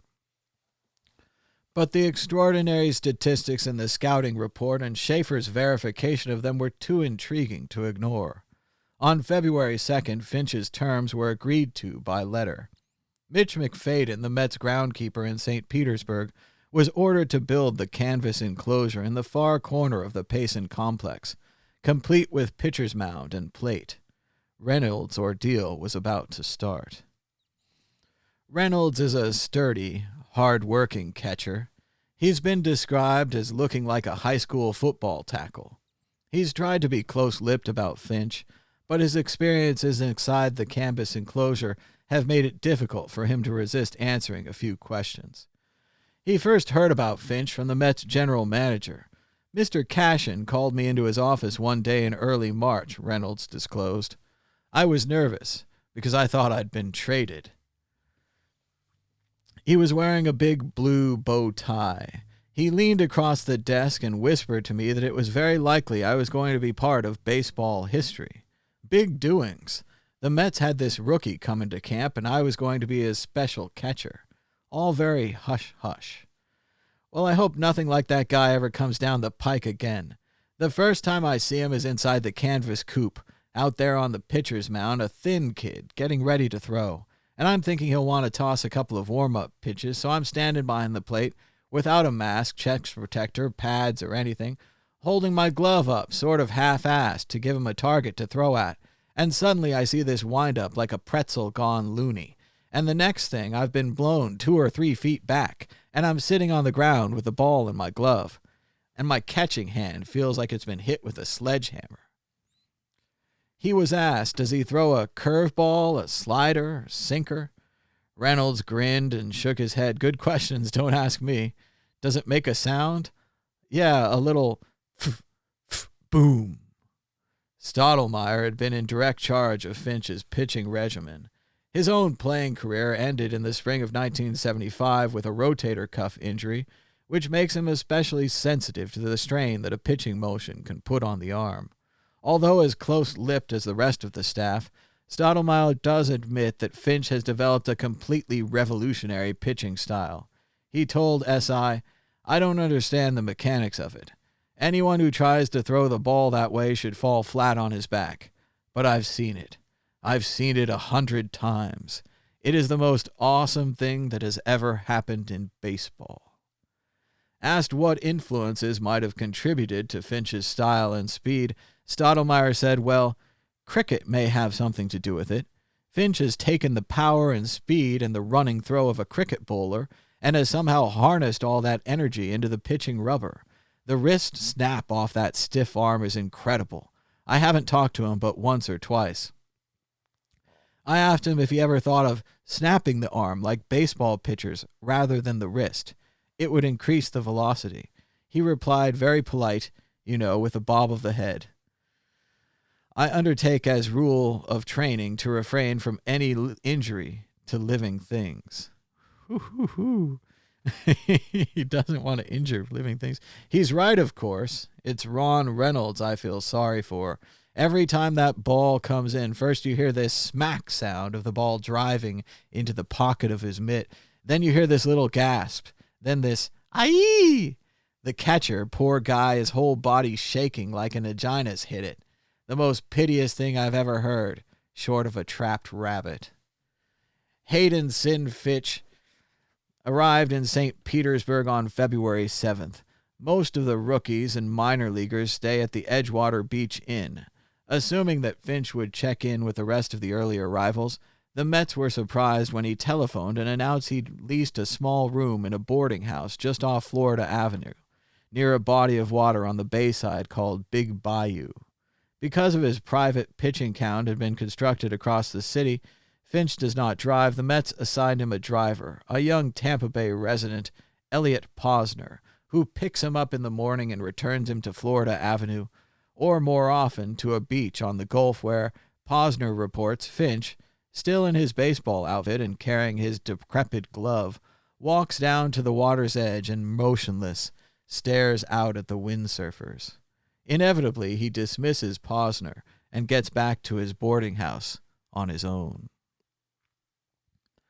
The Met management has found out very little about his life in St. Petersburg. Mrs. Roy Butterfield, his landlady, reports, as one might expect, that he lives very simply. He comes in the front door, sometimes the back. Sometimes I'm not even sure he spends the night. I think he sleeps on the floor. His bed is always neat as a pin. He has his own rug, a little small thing. I've never had a boarder who brought his own rug. He has his own soup bowl. Not much, is what I say. Of course, he plays the French horn. He plays it very beautifully and, thank goodness, softly. The notes fill the house. Sometimes I think the notes are coming out of my television set. Probably the member of the Met staff who has gotten the closest to Finch is Posner. When Posner returns to the Payson complex, inevitably someone rushes out from the Mets offices asking, "Did he say anything? What did he say?" Posner takes out a notebook. Today, he said, "When your mind is empty like a canyon, you will know the power of the way." Anything else? No. While somewhat taxed by Finch's obvious eccentricities, with the exception of the obvious burden on the catchers, the Mets, it seems, have an extraordinary property in their camp. But the problem is that no one knows if Finch is sure he really wants to play. He has yet to make up his mind. His only appearances are in the canvas enclosure. Reynolds moans in despair when he's told Finch has arrived. Sometimes his ordeal is short-lived. After Finch nods politely at Reynolds and calls down Namaste, which means greetings in Sanskrit, he throws only 4 or 5 of the terrifying pitches before, with a gentle smile, he announces Namaste, it also means farewell, and gets into the car to be driven away. One curious manifestation of Finch's reluctance to commit himself entirely to baseball has been his refusal to wear a complete baseball uniform. Because he changes in his rooming house, no one is quite sure what he'll be wearing when he steps through the canvas flap onto the enclosure. One afternoon he showed up sporting a tie hanging down over the logo of his jersey, and occasionally, as Christian noticed, he wears a hiking boot on his right foot.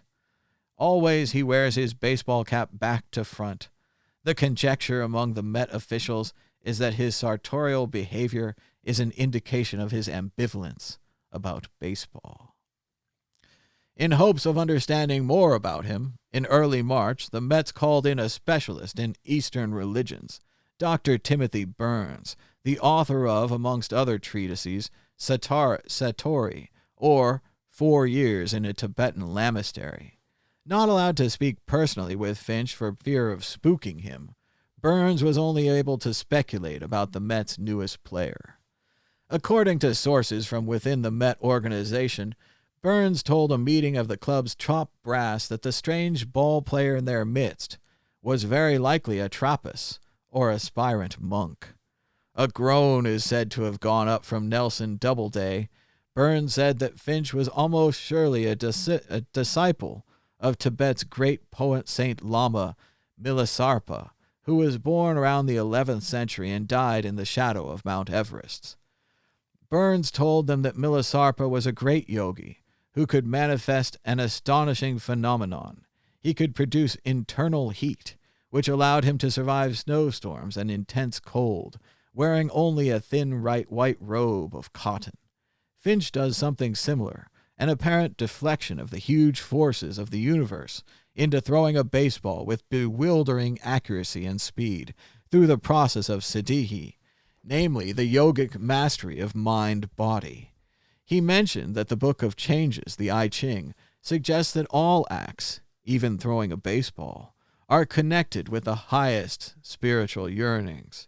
Utilizing the tantric principle of body and mind, Finch has decided to pitch baseballs, at least for a while.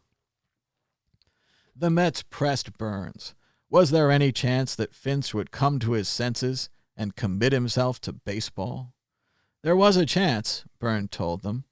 You will remember that the Buddha himself, after what is called the Great Renunciation, finally realized that even in the most severe austerities, though he conquered lust and fear and acquired a great deal of self-knowledge, truth itself could not necessarily be found. So after fasting for 6 years, he decided to eat again. Reached by Sports Illustrated at the University of Maryland, where he was lecturing last week, Burns was less sanguine. The biggest problem Finch has with baseball, he said over the phone, is that nirvana, which is the state all Buddhists wish to reach, means literally the blowing out, specifically the purifying oneself of greed, hatred, and delusion. Baseball, Burns went on, is symbolized to a remarkable degree by those very 3 aspects: greed, huge money contracts, stealing second base, robbing a guy of a base hit, charging for a seat behind an iron pillar, etc. Hatred, players despising management, pitchers hating hitters, the Cubs detesting the Mets, etc.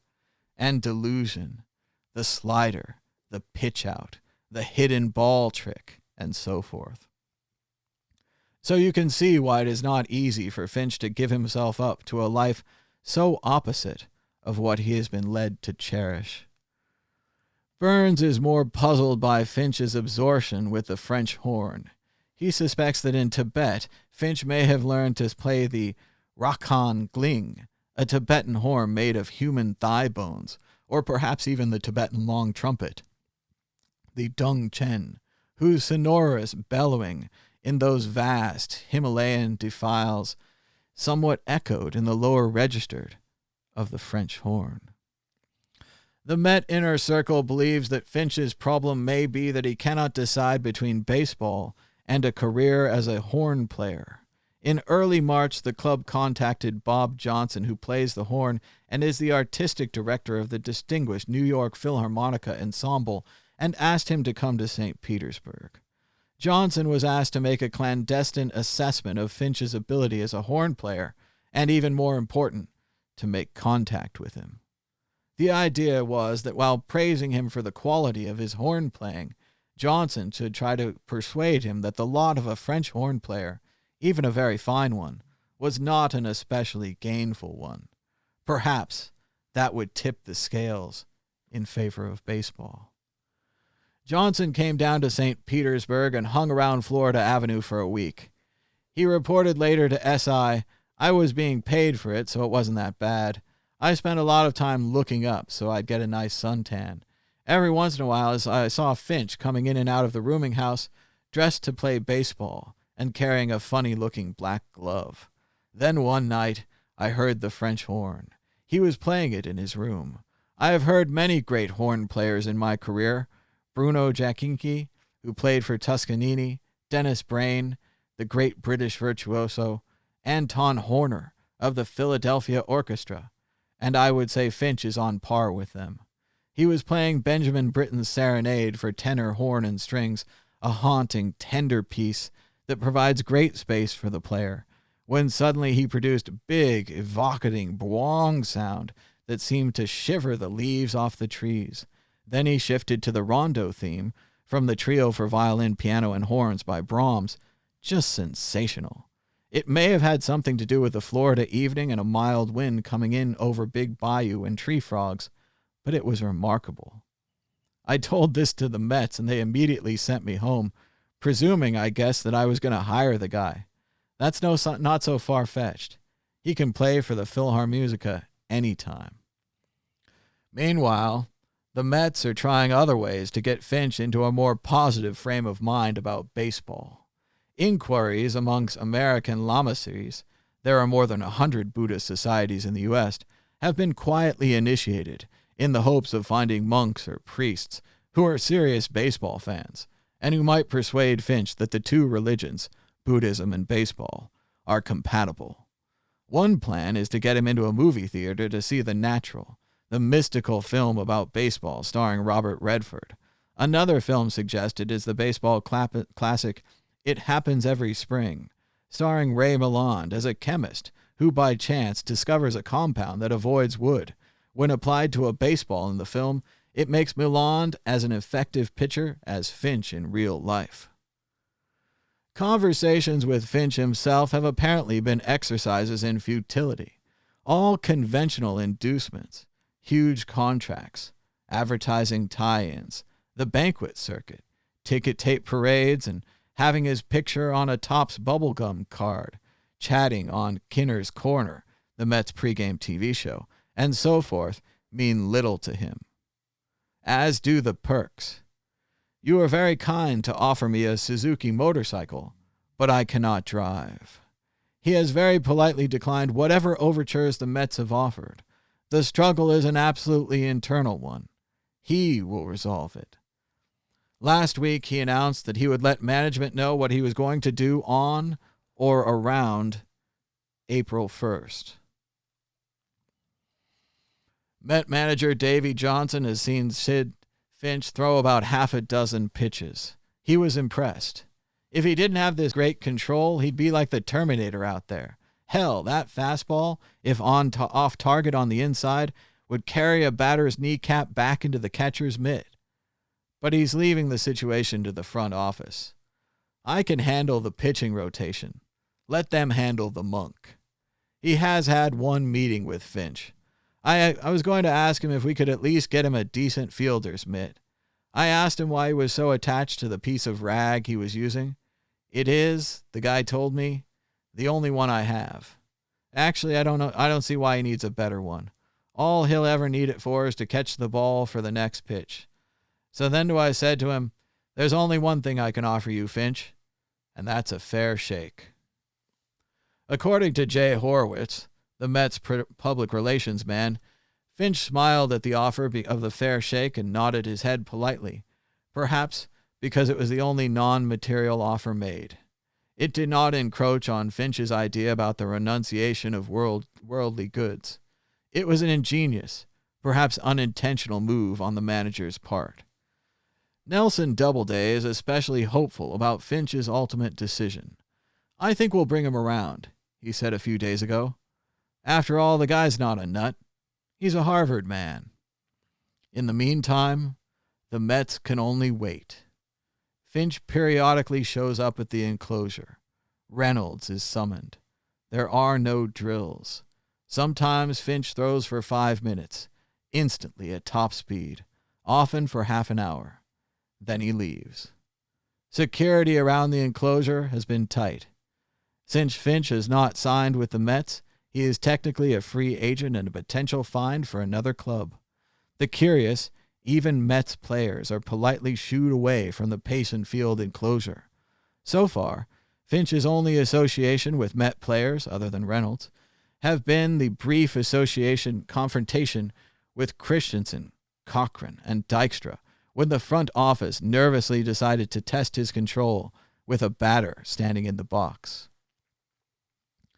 If he decides to play baseball, he will leave his private world of the canvas enclosure and join manager Johnson and the rest of the squad.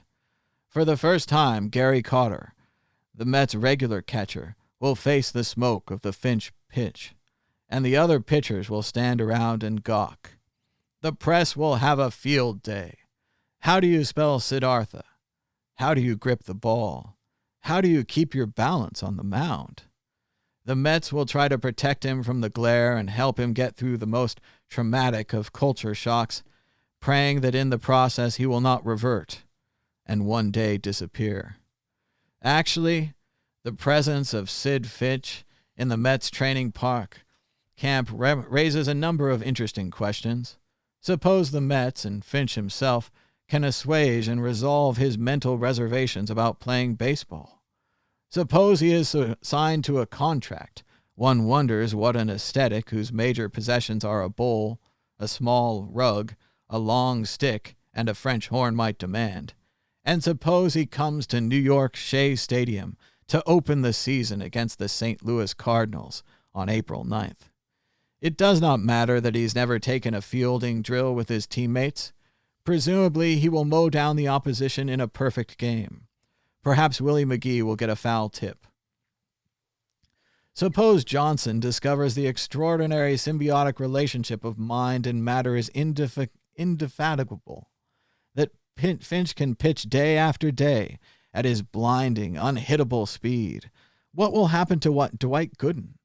Will Carter and the other backup catchers last this season? What will it do to Major League Baseball as it is known today? Peter Ueberroth, baseball's new commissioner, was contacted by Sports Illustrated in his New York office. He was asked if he had heard anything about the Mets' new phenomenon. No, he had not. He had heard some rumors about the Mets camp this spring, but nothing specific. Did the name Hayden Sid Finch mean anything to him? Nope. The commissioner was told that the Mets had a kid who could throw the ball over 150 miles per hour. Unhittable. Ueberroth took a minute and said, "Roll that by me again." He was told in as much detail as could be provided about what was going on inside the canvas enclosure of the Payson compound. It was possible that an absolute super pitcher was coming into baseball, so remarkable that the delicate balance between pitcher and batter could be turned into disarray.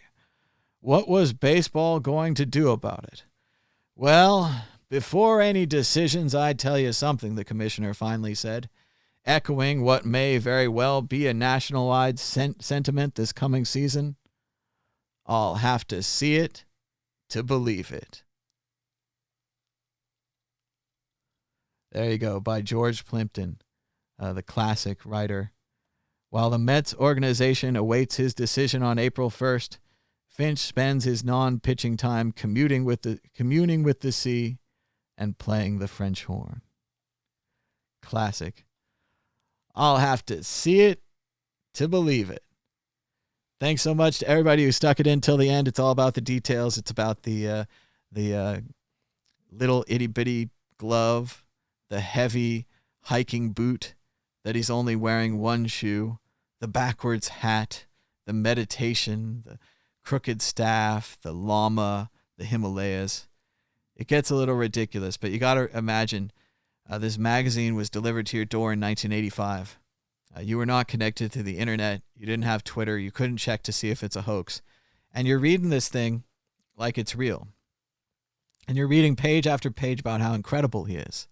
And maybe you're a Cardinals fan or you're a Mets fan, and this is getting you going. And this is exciting. The Mets have an unhittable pitcher, 150 miles an hour. You're going to get to go see it. And then you get to the end, and it says, well, before any decisions, I'll tell you something, the commissioner said, echoing what may very well be a nationwide sentiment this coming season. I'll have to see it to believe it. That's about it for this special Saturday show. Thanks so much for everybody joining us, giving us a thumbs up and a share. Be sure to subscribe down below, hit the bell for notifications, and check out the Lightning Network live stream. We just had that this morning. Exciting stuff, brand new Bitcoin applications on the Lightning Network. And we'll be back again tomorrow, 9 a.m. to 11 a.m. Pacific Standard Time for the Thomas Hunt Show on the World Crypto Network. Thanks so much. Until next time, bye-bye.